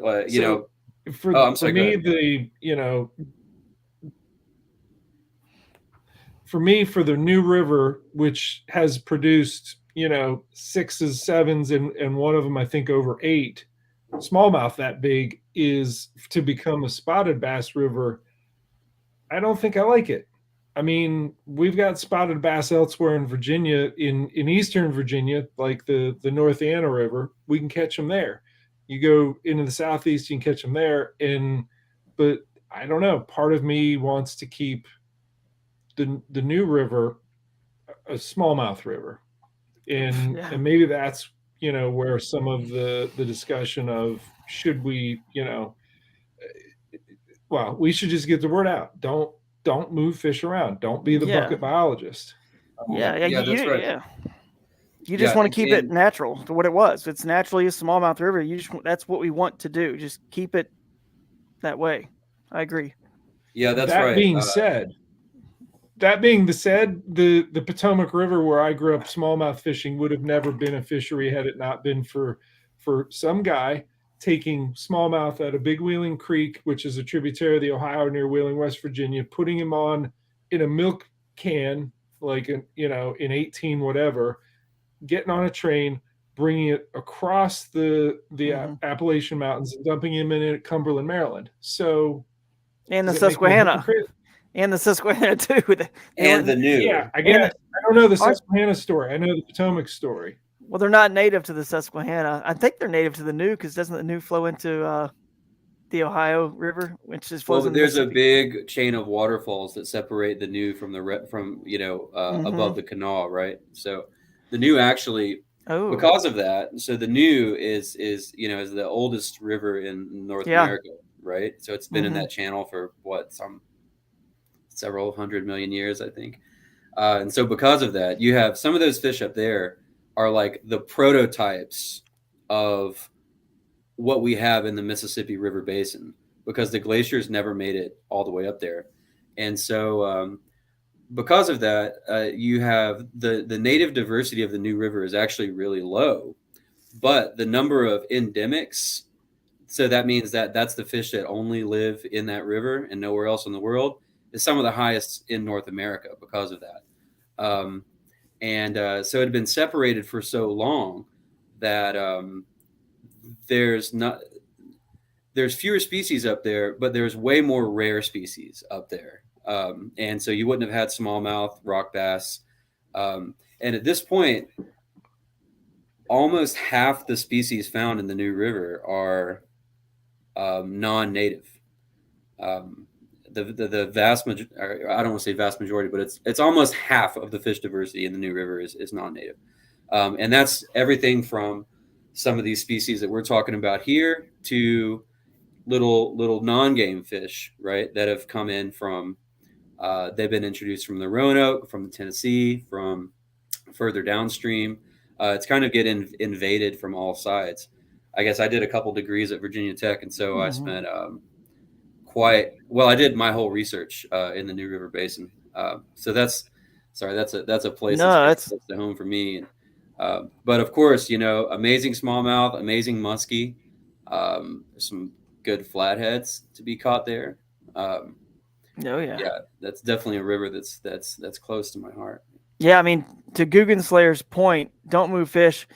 I mean, obviously, we talk about that a lot on this podcast. It seems like with Dr. Salmons and everything else. And I think what a lot of times we know what happens is, bass boats and live wells, lake to lake, it kind of happens nowadays a lot easier than what you're talking about, Jeff, with the train and the bucket and all that.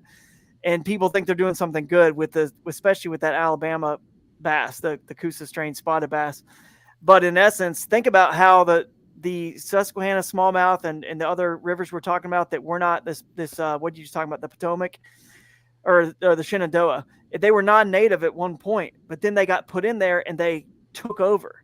Well, that's what we're finding out the Alabama bass have the ability to do via hybridization or out competing, like taking the largemouth out of Lake Norman. Pretty much that it's like 80%, these Alabama bass there instead of in a fishery that used to be all just largemouth. So either between those two ways, the hybridization or out competing, they can take over a fishery. And just, could you imagine no longer having a pure strain smallmouth bass in the Susquehanna because Alabama bass moved their way all the way up into that system and then started hybridizing, and then it just blew up that smallmouth in the Susquehanna. It's hard to imagine, but that's what the smallmouth did to get there originally. They pushed out whatever other predator was there. So it's very well possible that could happen, especially given that this Alabama bass can hybridize. So I don't want to get on that soapbox again because we've talked about that in other just don't move podcasts. fish. Just don't move them, and Yeah. whatever's there now, let's just leave it because, like you said, Jeff, there's plenty of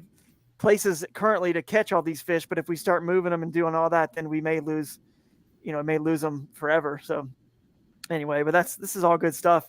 Any other questions? Let's see if there's any other comments. This is the way. I don't know, Jim Joswiak or James, whatever, but Jim, I know you well, buddy. How you doing? He's saying that's how the smallmouth got in the boundary waters. I'm not sure if that may be. I don't know. I have to ask somebody else about that. But I thought those boundary waters were connected to either down to the Mississippi or up around over to the Great Lakes, but maybe not. Maybe that's how they got there. Let's see. Here's a question. Do we see? So I don't really know. Brandon, do you see this question? Is that something that you understand? It says, do we see any freshwater fish spawning aggregations research for bass like salmon out west? Yeah, absolutely. So shoal bass do that. So some of Dr. Salmon's work tracking these fish. So they put radio tags in shoal bass. I forget what river it was. And they were essentially showing that they make pretty long, serious migrations up to these shoals, and they hang out in these shoals for, any number of time. And they spawn in there, and then they slowly kind of trickle out of those shoals. Now, that's the only black bass that we know that does that. So that's kind of a unique thing. But shoal bass are a unique fish in a unique system. But that being said, we don't really know anything about the other black bass to say. So there hasn't been a lot of studies in a lot of the other fish to look at what they do. And that's one of the things that we're doing right now is that we got some Bartrams bass tagged out there swimming around right now. They're little, so the tags only last about 60 days, 90 days. No, about 120 days. So we're seeing that. They don't necessarily make big spawning runs, but they move way more than we would have thought. That's all I'll say to that because we haven't, gotten a good look at those results. But shoal bass do that. And smallmouth do to some degree from lakes. I've noticed, because you won't catch them in some of the lakes, like flowing into Erie, or even like some of the creeks coming into, Dale Hollow and other places, or if you go in the spring to any reservoir down in the Tennessee River system, they kind of all run up to the dams. You know what I mean? They move up, and whether they're just there to feed and just, feed up on shad and stuff that move up there, maybe, I don't know. But I definitely think that smallmouth, some not like the whole lake population, obviously, but some smallmouth definitely move a good ways to spawn. I just don't know if any real research has ever been done on what percentage of the total population in a reservoir move up rivers and creeks to spawn. But I know they do it. A certain amount of them do. If I had to guess, at least 25% of them are up there, because there's some places that just do not have them any other time of the year. And then all of a sudden in the spring, they're up there and you can catch them spawning. Even Lake Champlain, other places, I found some good fish on beds and some creeks that I'm pretty sure were not true creek, small as they'd moved up from the lake. But I would certainly believe that, especially if it's in the Great Lakes. Somebody's probably done a project on it. That there's been so much research up there. I may not just not know about it. There's a question. The question is how to keep the smallmouth tributaries smallmouth dominant. I'm going to answer that question with another question. Well, it's not a question, but it's one that a comment Guggen Slayer posted earlier. Do not move fish. It's so important. I think that's the only answer to that one, really. But thanks for your question there. Who's that? Thomas Michael Anthony. Thank you. That's a good question. I mean, honestly, the only thing you can do is just, right, guys? I mean, just not move other species that could potentially hybridize with them. That's the only thing you can really do. And then going back to our, do what we can to get the word out about keeping those rivers and tributaries clean and healthy and fertile, through the river keepers and all that, because then they're going to be not just the species dominant, but also healthy for that species. So good question. And Sean, dude, this is too funny, man. This is his comment here is Shaq Lou Retton. So that's his comment. Shaq Lou Retton would be the name of the offspring that to my example. And then Heath had a funny comment as well. It said Chad has dink dropped a largemouth or two. Yeah, I'm sure he has. dropped a largemouth or two.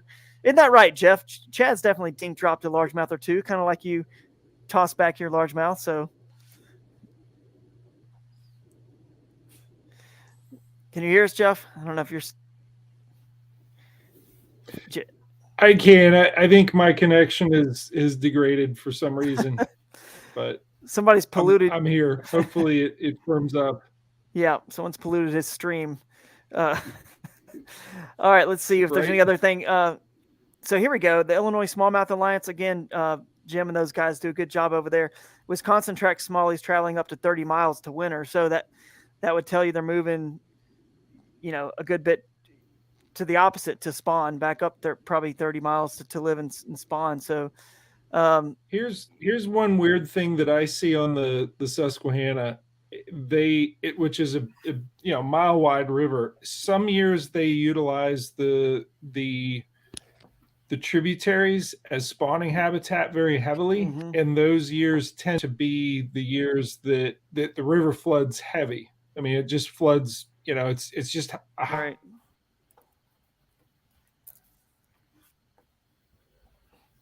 Losing you here, Jeff. Oof. But I get what he's saying. Are you still there? Am I back? You're back now. Yep. Yeah. He's gone. But we'll James is saying here in the comment, the smallmouth bass is not originally native to the Boundary Waters or Quetico. They were native to the Mississippi River, but not until the late 1800s they were introduced to the Boundary Waters. So, in my head, I can't right now see if that's all connected to the Mississippi or the Great Lakes or whatever. But thank you for clarifying that for us. I know that some parts of that up there are connected and flow down to the Mississippi, and some parts are not. So, thanks for clearing that up, buddy. But yeah, this has been good stuff. For sure. We've learned a lot from Brandon. Hey, real quick before Jeff and I get into some other question and answers before we wrap this thing up, and we can let you go, Brandon, because I know you probably got class to teach or something in the morning, but we want to hear about your program. Yeah. What about your program? Real quick, just give us the spiel. Any young folks out there looking to learn this? You guys can study this at Clemson University and other universities, but you guys got a great program. So we highly recommend heading over to Clemson and learning about it. So tell us about it. Yeah, I appreciate it. This is, I've kind of studied all over the Southeast and even did a little time in Indiana and the Midwest. I'm really happy to be at Clemson. I really like it here. There's a lot of really cool things going for this program right now. I feel like it's a really growing and vibrant department. So a lot of new faculty, a lot of exciting research happening. Regardless of what you're into, right? I mean, I do my fish thing, but we have folks studying large carnivores and all kinds of deer, coyotes, and hellbenders. These 3-foot salamanders that live in rivers, and it's just all kinds of fun stuff right now. We're right on the banks of Lake Hartwell, so you're within. You're never. I mean, there's water everywhere, all the time, and so that's really nice. We have this great thing called Clemson Experimental Forest. It's this big public forest that's owned by the university, and it's kind of bounds really campus on both sides. So you're never more than 10 minutes from being totally in the woods if you want to be. And that's really nice. So we can take our students. So within just a few minutes, we can take our students out, boat electrofishing on rivers, stream electrofishing in a stream. We can be just out in the woods doing our thing. It's really well connected to nature here.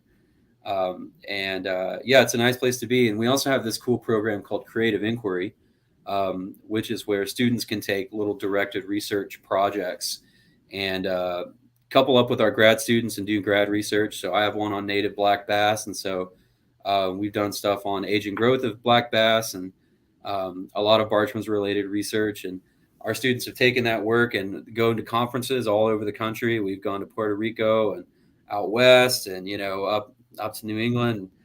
So we're always traveling. We're always presenting our research and getting the show on the road. And it's a good place to be. And we're always looking for new recruits. We have more and more people that aren't from South Carolina every year. And if anybody's out there, I'm really easy to find on the internet, way easier than I would like to be, I think. feel free to reach out. And if you want to come study at Clemson or learn more about what we do, just let me know. Awesome, man. Yeah, sounds like a good time over there. And I wish I would have even, I don't know why I didn't consider something like that when I was younger, because I love just researching this stuff and talking about it. So, but anyway, we appreciate your time, Brandon. Jeff, any last comments for Brandon you can think of? No, it was an interesting conversation. Appreciate you coming on and sharing your knowledge with us. Yep. Yeah, thanks. I appreciate it. This is always fun.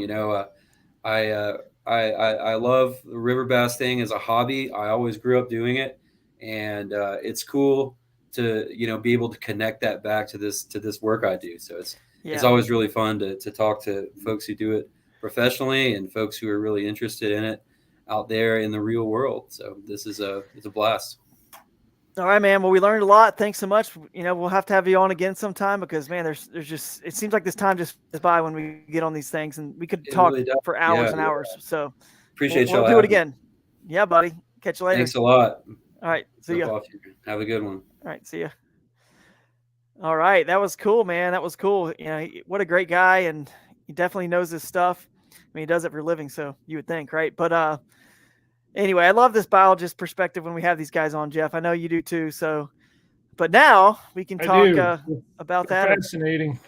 Yeah, we can answer some questions. I wanted to touch on a couple of these comments real quick, because I'm trying to keep up with the comments, guys. It's hard without Ken does a good job when I'm on here, kind of looking at them and posting some. But let's see. This is a good one I missed. Jim Harding said, and again, we're learning that I'm learning, smallmouth were introduced by resort owners to make for better fishing in the boundary waters. So for the ones that aren't connected to any of the native, they were introduced, and that makes a lot of sense. If you're going to introduce something, it does make sense to be a smallmouth, right? We all kind of, now that we are snobs for all these black bass species, if you've caught them all, you have to admit, Jeff, and obviously we know you do, because you're, quote, Jeff Little, the smallmouth snob. Smallmouth are one, or they're 1A. They're 1A in my mind in terms of the hardest fighting pound for pound of all the black bass. I would say shoal bass are 1B. The Alabama version of the spotted bass are right there with the shoal bass. 1B, 1C. They're right. I mean, like, they're almost all tied. That's why I'm saying B and C. But then largemouth, kind of next in line. But anyway, the smallmouth, if you're going to move something, that's a good one. Obviously we're not doing that now, but it was a good one to move, which is why a lot of state departments did move them. And we also had this comment from River Smalleys on Lake Huron tributaries up there, still holding big smallmouth, but you cannot catch them till June because of the Canadian laws up there.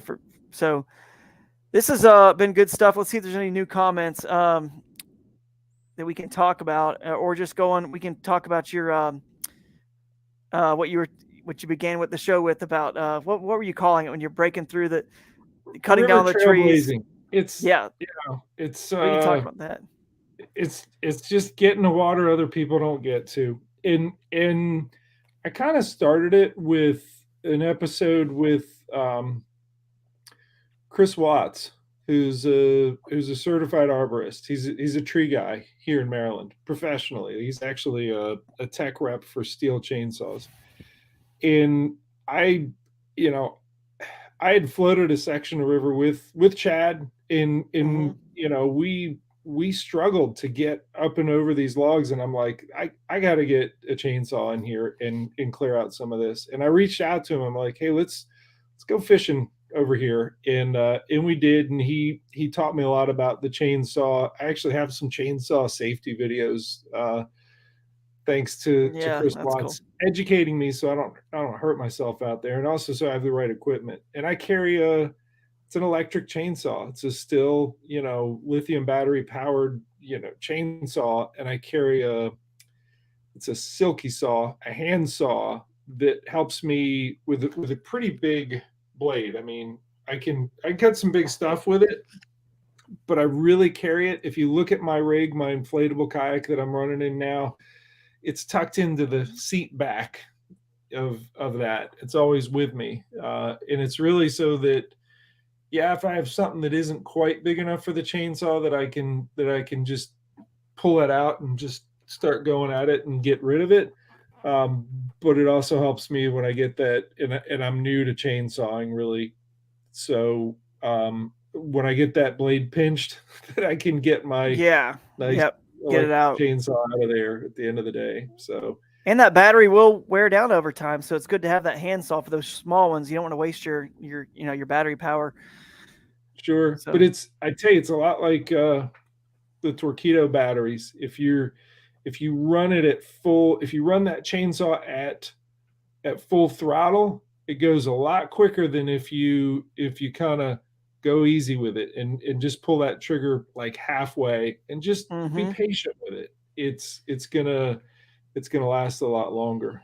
come on, The dude. There's reason there's I fish to like, catch. There's fish to catch. There's no time to go slow. Come on, man. yeah, but honestly, I've taken some days where I've gone down there, and yeah, I'll bring rods, but I pretty much know that I'm doing work in the winter, so I can go back in the spring and early summer and enjoy it. And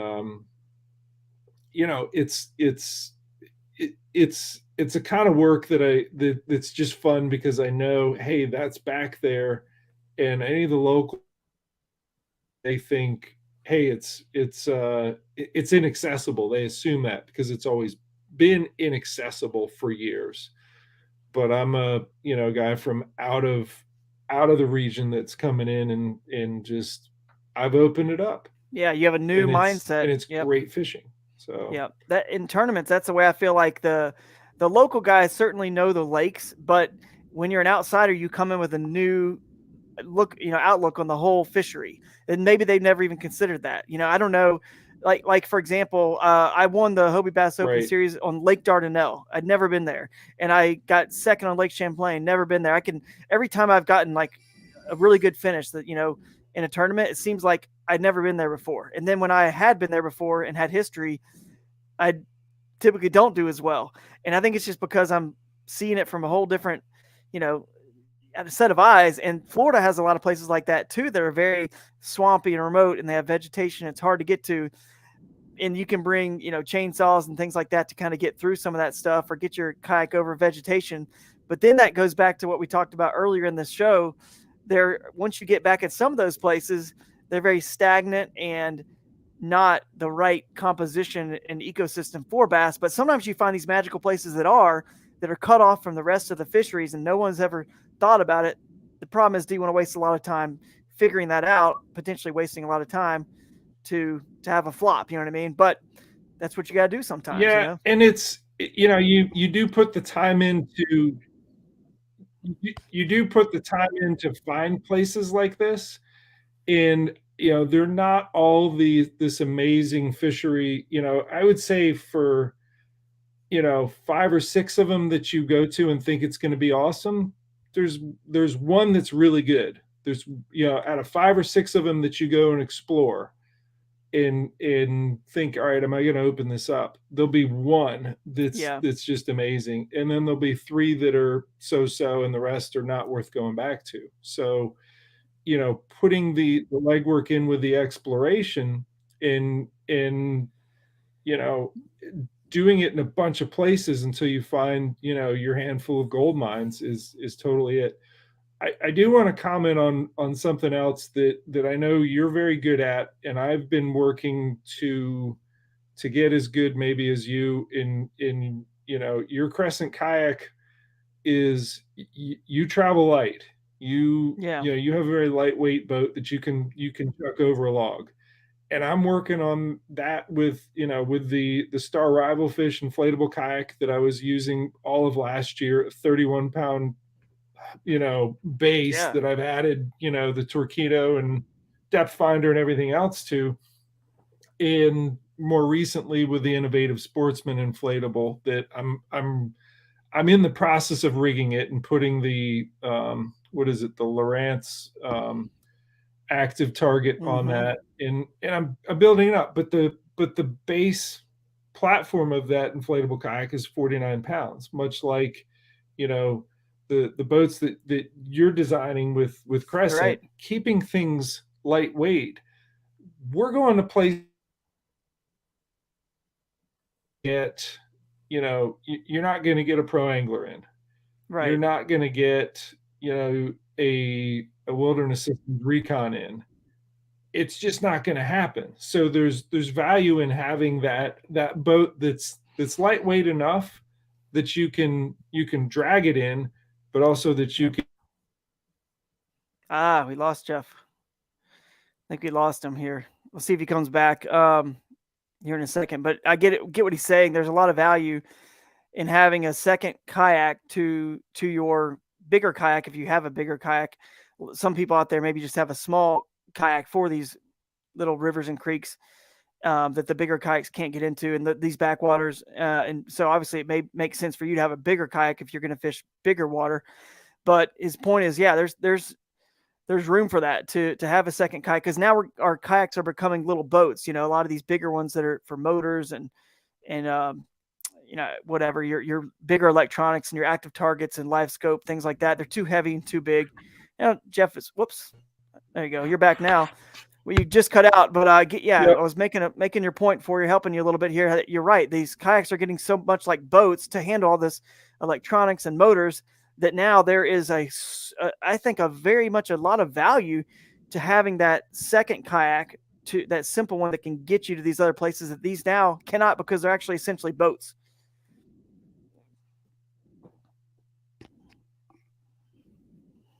You got us? You still there? I think Jeff is. We see you.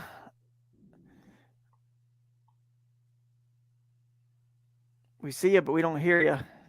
Okay. Yep. You know, it's Now we got cutting you. in and out. I apologize. We got you now. Yeah, I mean, it is important to have that, you know, a second kayak, if that, or even it's your primary kayak that if you specialize in those hard to get into areas. And, you know, the approach that I've taken in the last year is with inflatables, and it's a different, you know, if it's a different animal, because you got to learn how to patch them. They're tougher than you would think. They really are. But just like if you go mountain biking, you got to learn how to bring a patch kit. But it allows you to, I think someone mentioned the lynx. That's another lightweight. Yeah. It makes me feel good that we're getting back to boats that are more lightweight, that allow us to do what we you know, what you and I do well, which is to access difficult to access areas. Yeah. And that's the purpose, in my opinion. That's where and why kayak fishing and how it really started. It wasn't to fish tournaments on these big bodies of water that the bass boats are already, you know, best suited for in fishing tournaments. It was, which is why a lot of people get into kayak fishing today, and that's fine for those tournaments. But to me, it was because it was to actually access every bit of water, every piece of water where the bass boat could not go beyond. That was the whole point, and what started kayak fishing to begin with. That was the reason. Because otherwise, why would you want to be in a little kayak when you could be in a more comfortable boat? There's no point. I mean, only to get to water that the boats can't get to. That was it. So I like to continue to hold true and fish that way. Even in tournaments, I seek out that kind of water because it's also what I enjoy. And I think a lot of people that follow this channel, it's the same thing with them. They kind of enjoy that. It's simple. Like you said, you can bring just a few rods and just, paddle. And, that's about it. That's about all you need, man. Just one little tackle box and you can do some damage. But, I will say, if you are into fishing into these tournaments, this kind of goes back to what we talked to that very first segment. A little juice here at the end of the podcast live stream, if you will. If you want to find out if a river arm or creek arm of a lake is good, or if that river or creek is good, go so far up the tributary that you can't even kayak fish it. And you can sort of look at the health and see, because you're going to learn a lot about it, the headwaters of it. You're going to learn so much more about that river or creek, and then it'll tell you, unless another major tributary that's bigger than it or as big as it dumps in, then you'll need to check it at that point after that second tributary is dumped in. You could just learn so much from going to the far reaches of those rivers and creeks in terms of the health. And then you're like, oh, that's why, in this tournament, when I watched Bassmaster Elite Series or Major League Fishing, that's why this creek arm of the lake was so good and productive, because the water quality and the nutrients and just how fertile it was good when you went upstream and checked it out further upstream. So that's a little tip. Go far, far, far up. And if you toss in and catch a little bass or see some bluegill, then that's certainly a good sign. But I like and enjoy doing that. Just researching far, far up those rivers and creeks, and it saves me a little time sometimes. And then of course I'll go downstream to where I can put the kayak in and check it out a little bit further. Let's see if there's some other questions here. This guy here, Thomas, is in agreement with us here. The industry as a whole needs to get back to the lightweight and portability aspect of kayaks in general. I mean, that's what Jeff's saying in terms of the inflatables, and that's what Crescent is all about. You know, we're not really going to come out with any pedal drives or anything complicated like that. We're about, paddle kayaks only and lightweight simplicity. And I know that, Jeff, a lot of the brands you represent and are using are the same way.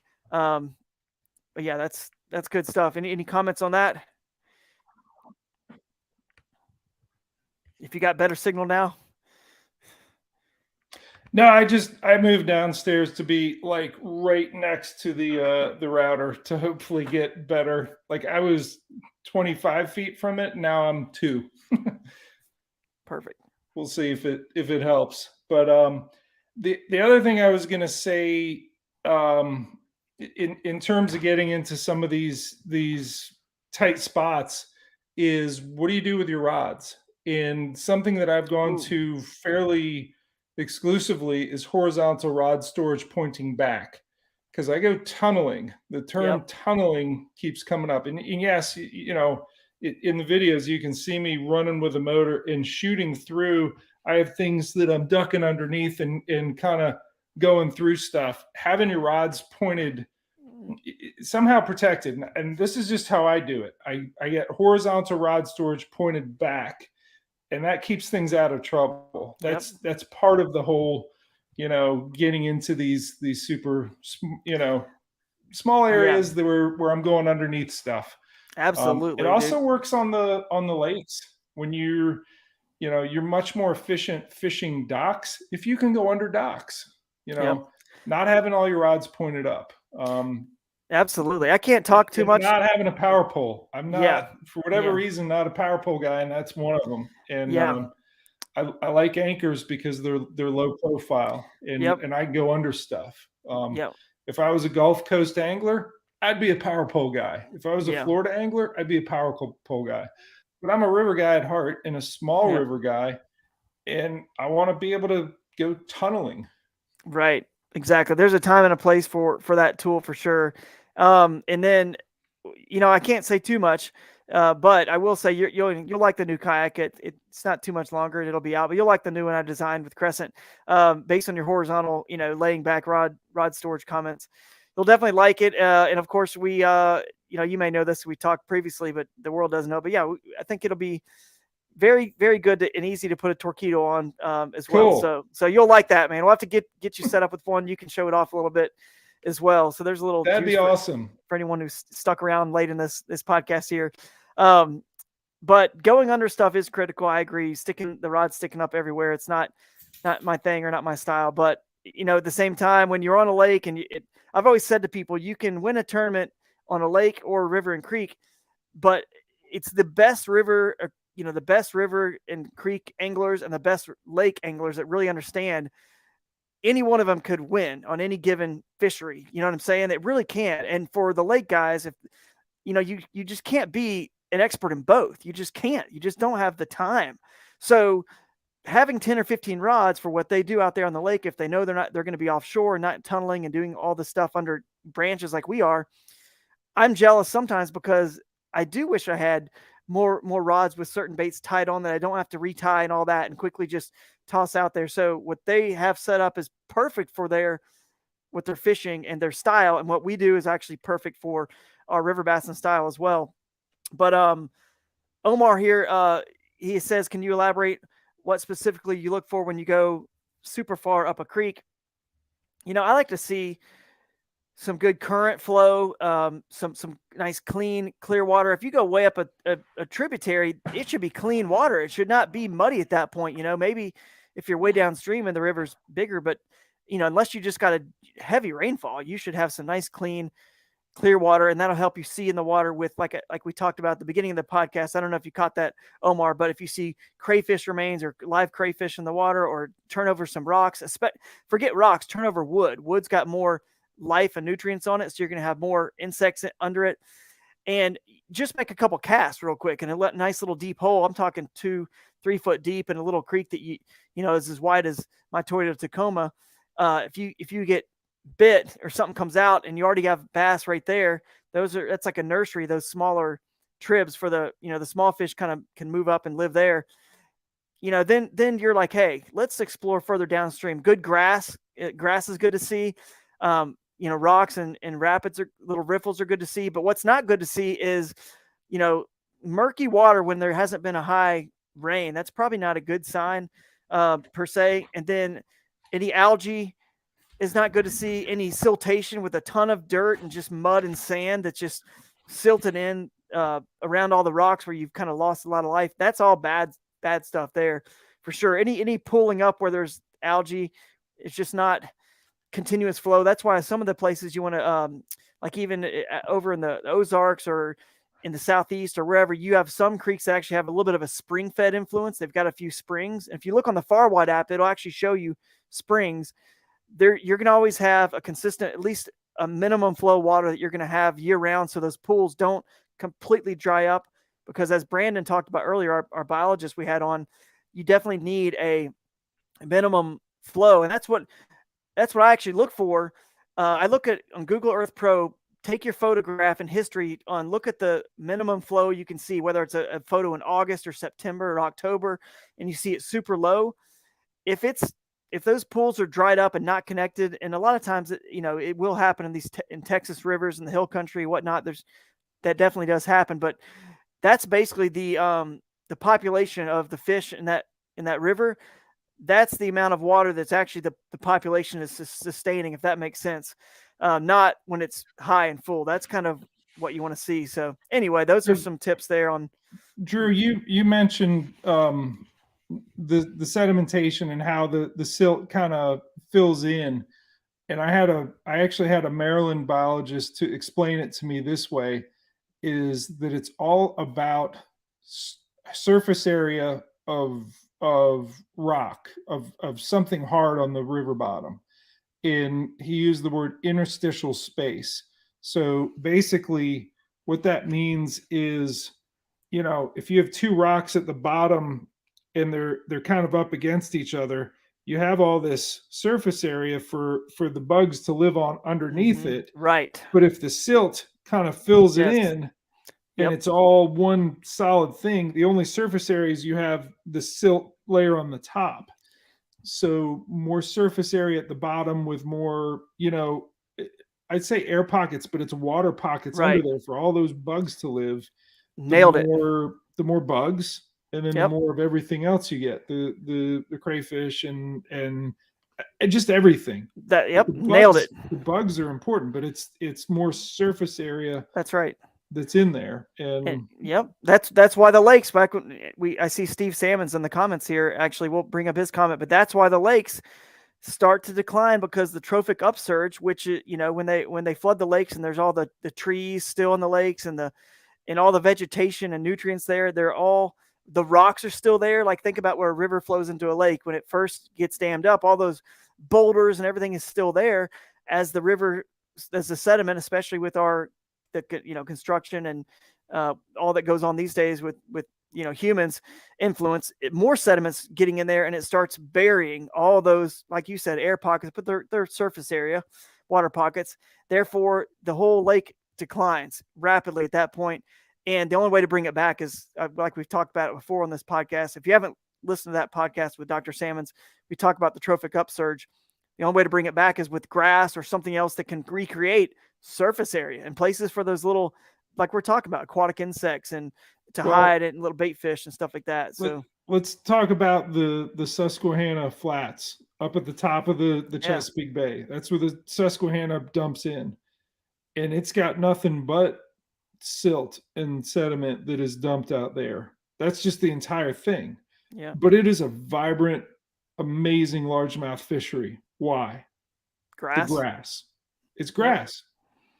And you do have a lot of sediment load behind the Conowingo Dam that if you have a big like Hurricane Agnes type, float that can scour out all that stuff and dump it out onto the flats, you're going to smother and bury all the grass. So we're vulnerable there. But interstitial space, and there are upland rivers, but where it has a lower gradient and you have that, the grass makes it and that's what makes the tidal largemouth fisheries we have, in the Chesapeake drainage is the grass. If you have grass, you've got bass. That makes sense, man. This is a question from 308 Remington. It says anchoring system for river, kayak, rocky bottom, what type of anchor profile, running off the bow or stern or both? I mean, yeah, you could do both. Depends on if you're doing a single access where you're putting in and going upstream, then, that's great to have it off the bow, with an anchor wizard. I do both. Either one. Yeah, I do both. I do both. But here, let me say a couple things. Yeah. I come back to being a river angler and being a jig angler. You look at which jig heads snag and which don't.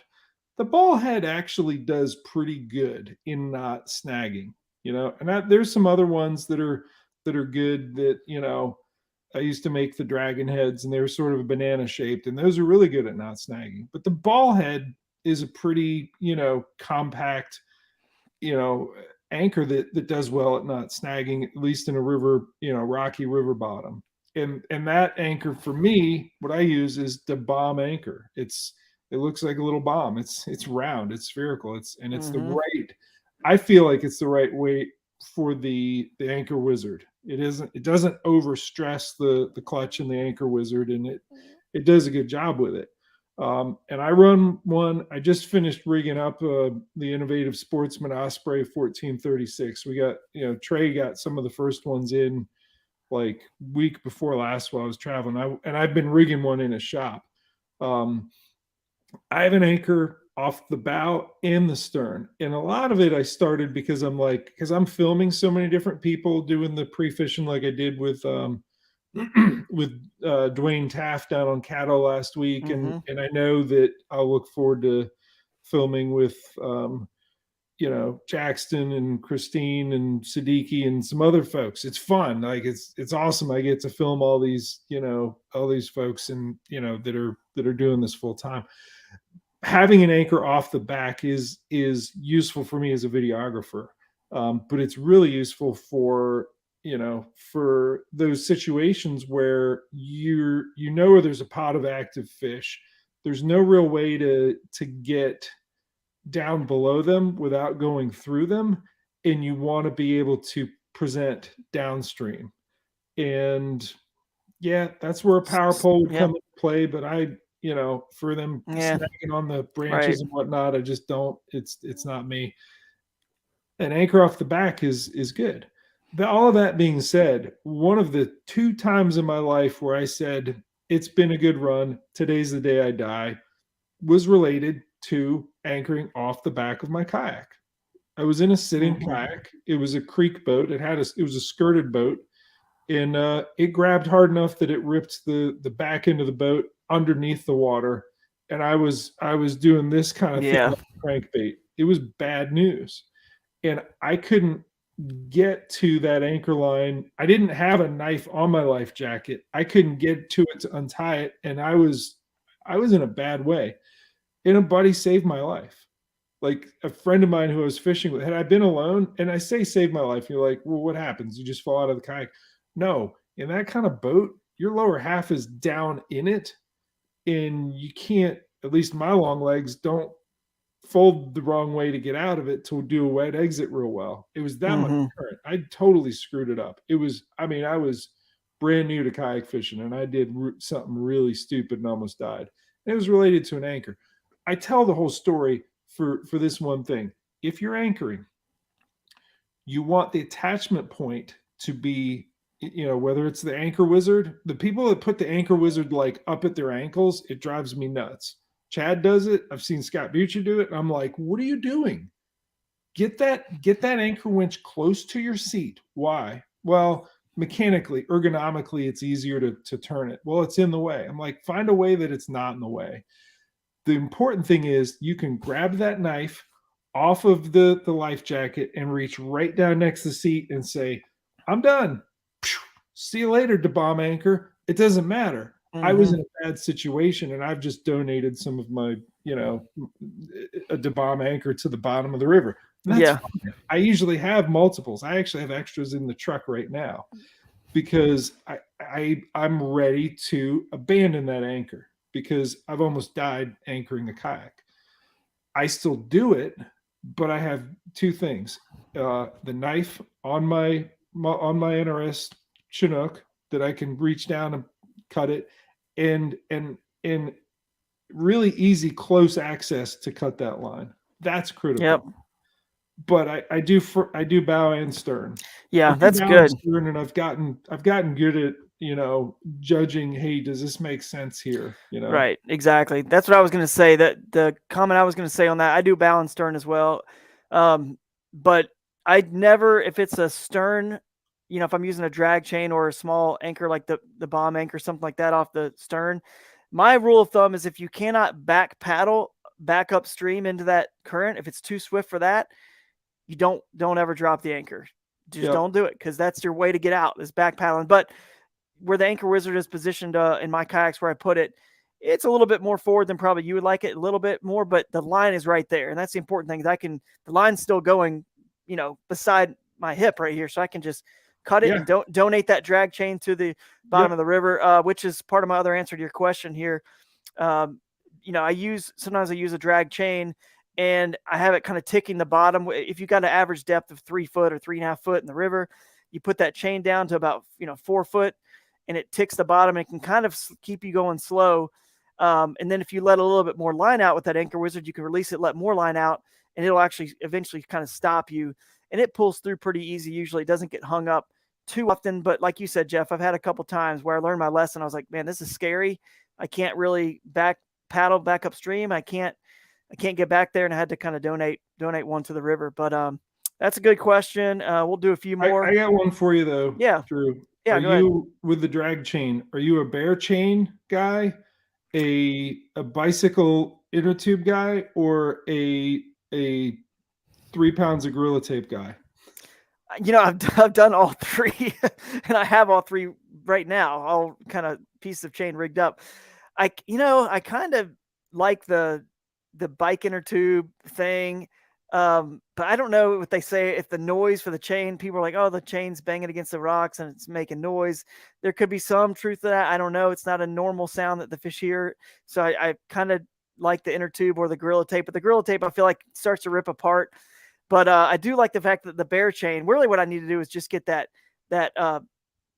coated, that sort of plastic coated chain. Dip. Yes. I can't find I need to get a thing big enough. Yeah, because here's why. When you bring it up in a drag chain chute on a kayak like the Kusai originally had designed with Jackson, in the HD, it slides down those chutes and retracts a lot easier when it's, if you got the bicycle inner tube or the Gorilla Tape, it doesn't go up and down quite as good as the bear chain. You know what I mean? So anyway, that was a good question. I have greased up the nose of a kayak before with Vaseline to combat that.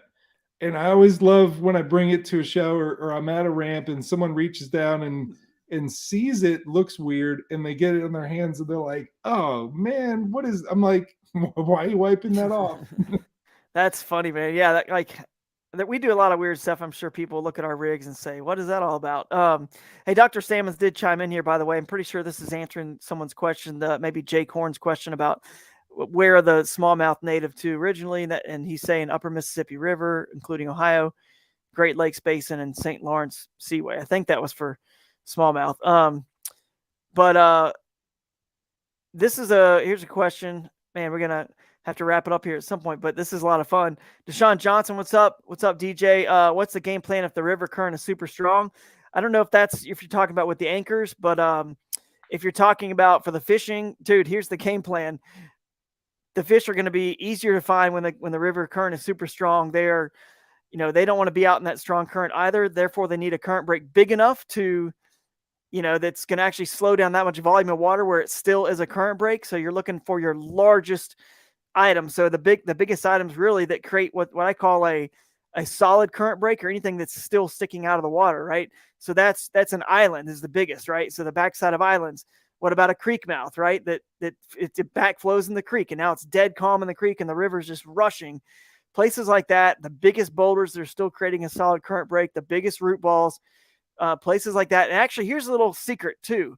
The inside bend of a river. People don't ever think the bass utilize the inside bend, but if you can imagine the Daytona Speedway, you're going to go faster around the outside bend, or anybody driving a car. We all know you can go faster around the outside of a curve than you can the inside. The inside, you have to slow down to be able to take it tighter.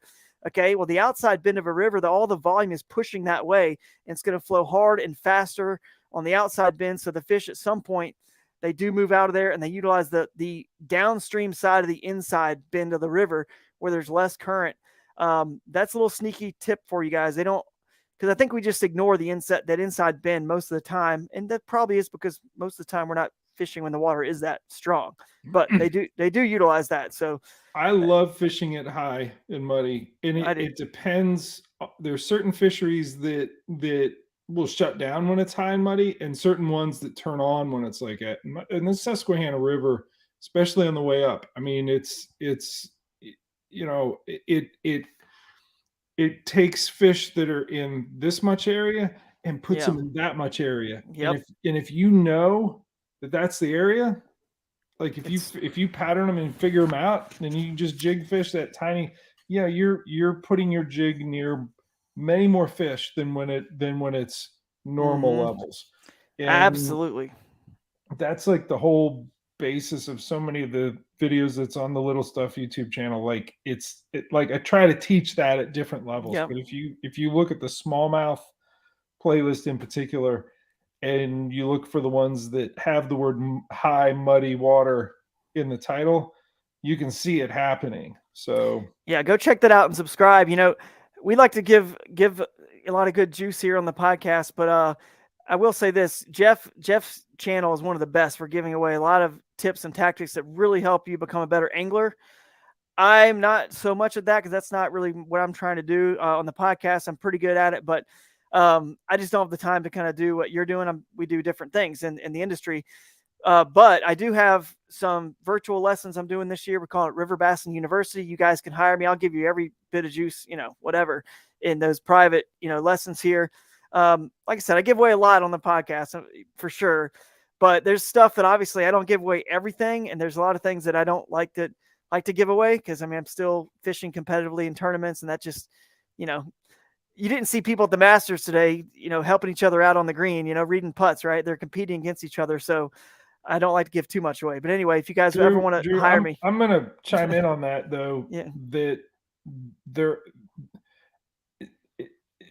and I'll back you up on, you don't want to give away like the juiciest juice. But that being said, there's a lot of people that think, man, if I only knew where Drew was fishing. No. Not true, because you're not going to do what Drew does. No. In what Drew does, in what a lot of these top performing anglers that do it full time, and I could be kind and list a whole bunch of them, but they all have the same thing in common, right? Is time on the water. And there's this part of this brain that they develop that even if you got to fish right alongside them, like you earn it. Right. You earn it by developing this understanding that you may not even understand. And you get to these pieces of water, you're like, this isn't it. And you get to other pieces of water and you say, this is it.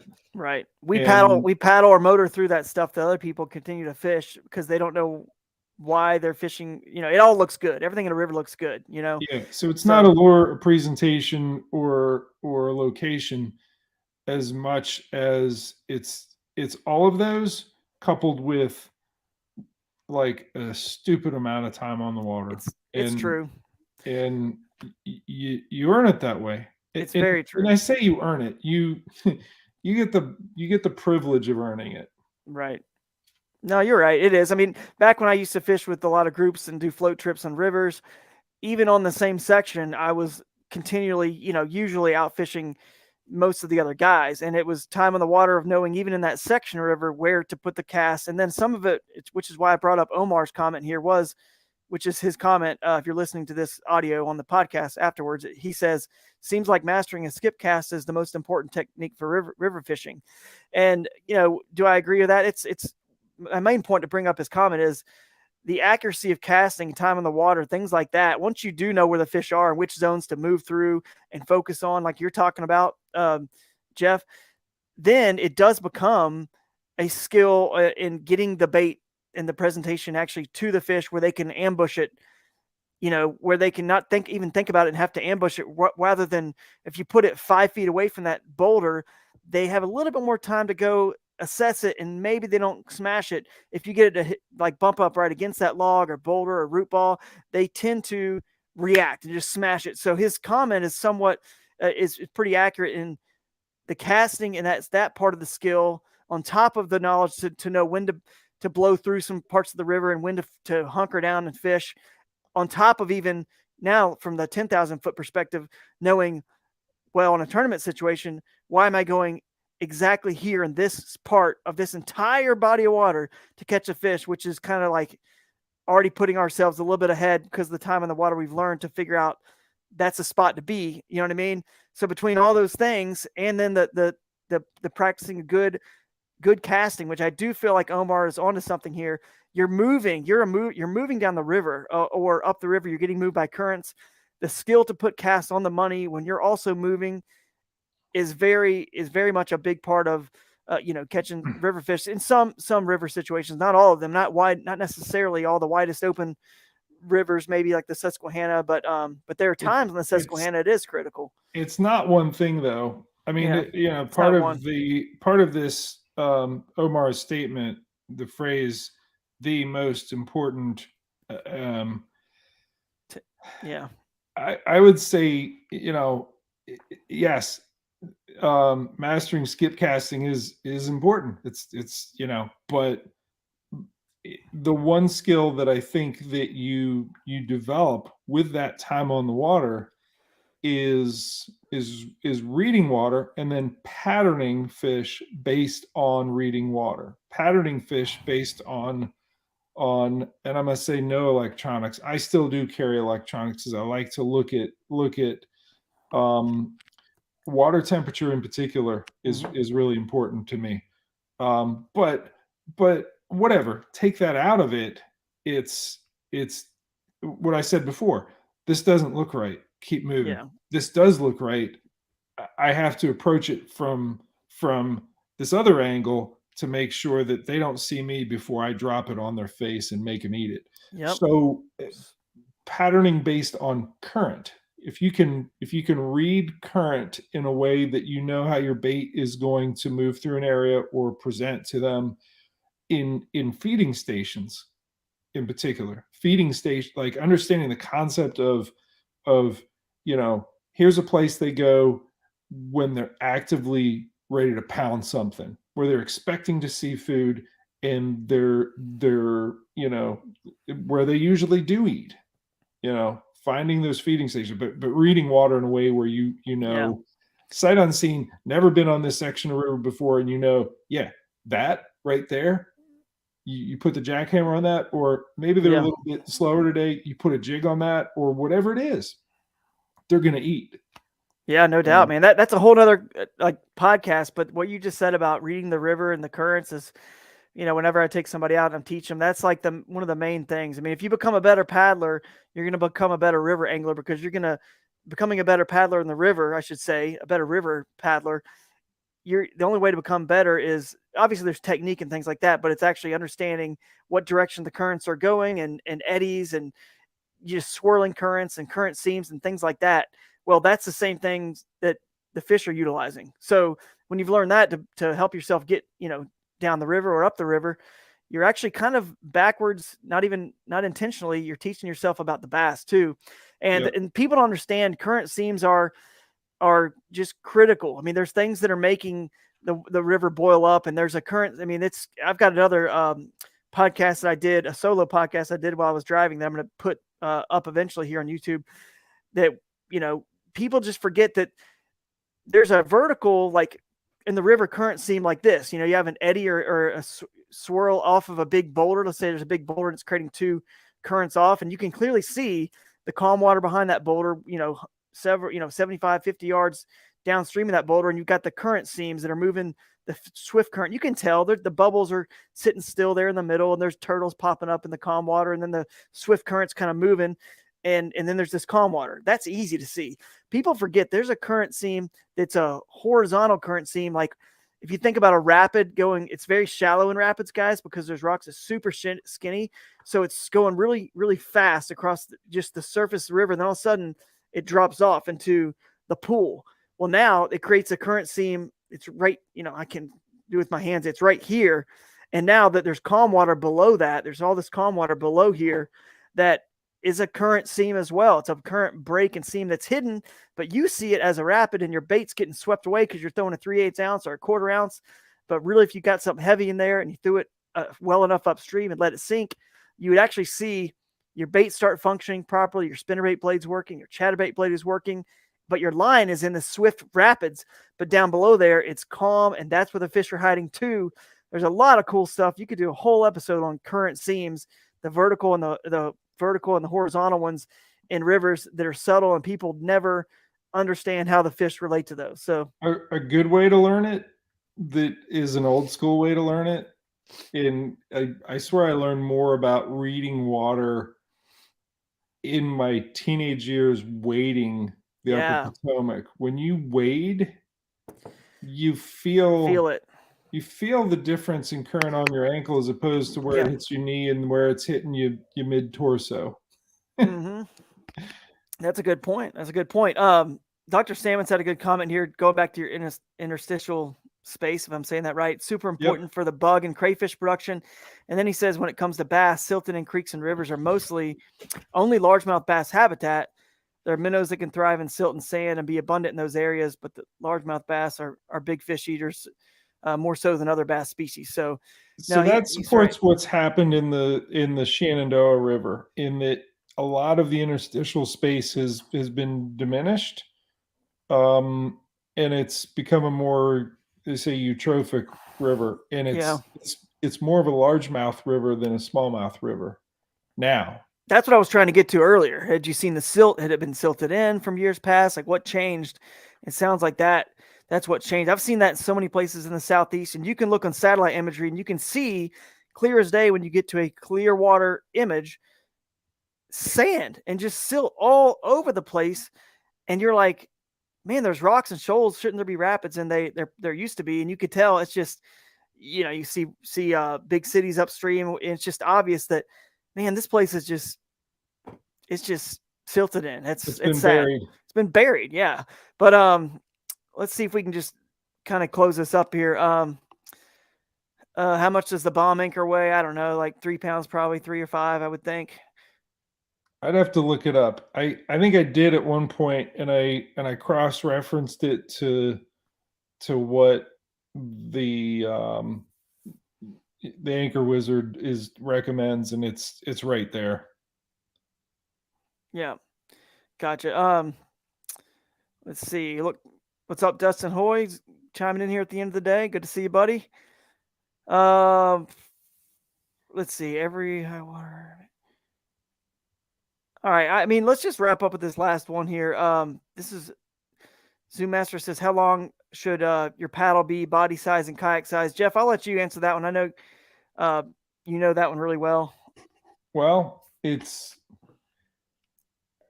I know it when I see it in someone paddling, and I think when we've had some of it has to do with seat height, but I think a lot of kayak fishing has gone with too long of a paddle. People get in the 250s, and if you're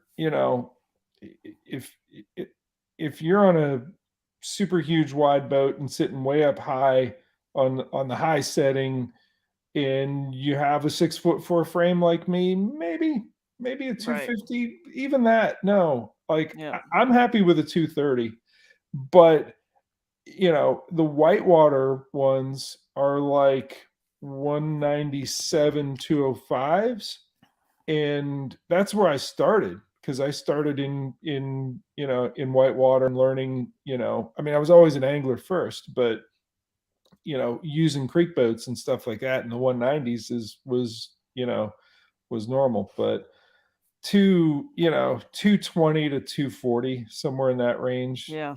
I would I'm happy with say, 230. are you you paddle a Werner, don't you? Or do you No, bending branches? no. Nope. I can't remember I'm what still brand. I am still using an old adventure technology Oh, paddle that was a yeah. prototype that never came to market, and I won't give it up. Yeah. It's it's a special paddle. Well, I will say, I mean, it sounds like it. Obviously, you're still using it to this day. But to help him on that question, I would say one thing I do like about the bending branches that I paddle is they have a plus ferrule, so it's a 15 centimeter can change. So if you get one that's like a 230 and it goes to 245, you're kind of covered. And you say, well, why would you really change it? Why don't you just get a 240 if that's what you need, or what would be best? I only do that because I have different kayaks. Some of them in the crescents, you sit low, there isn't a high position. Other ones you sit a little higher, and it takes you further away from the water. I also, certain situations, certain kayaks, I'm going to stand and paddle. When I stand and paddle, it's kind of nice to have a little bit longer paddle, because I push on the top of the paddle blade and then, kind of pull down like that. So the longer the paddle, it helps that blade get in the water. So I do adjust it and usually get something between like a 230 and 245, or I have some that are 240 to 255. But it really depends on, like you're saying, how long your arms are. If you're in a high seat, some of these kayaks now, you sit pretty high off of the kayak and away from the water. So that 250 range and 240, 250 range is definitely more common these days. So anyway, if you want to sort of hedge, just get the bending branches, any of them with the plus ferrule. I use the Pro Angler. It's a pretty nice paddle, and it's always done me well. So can't complain. But that's I think that's going to pretty much wrap it up.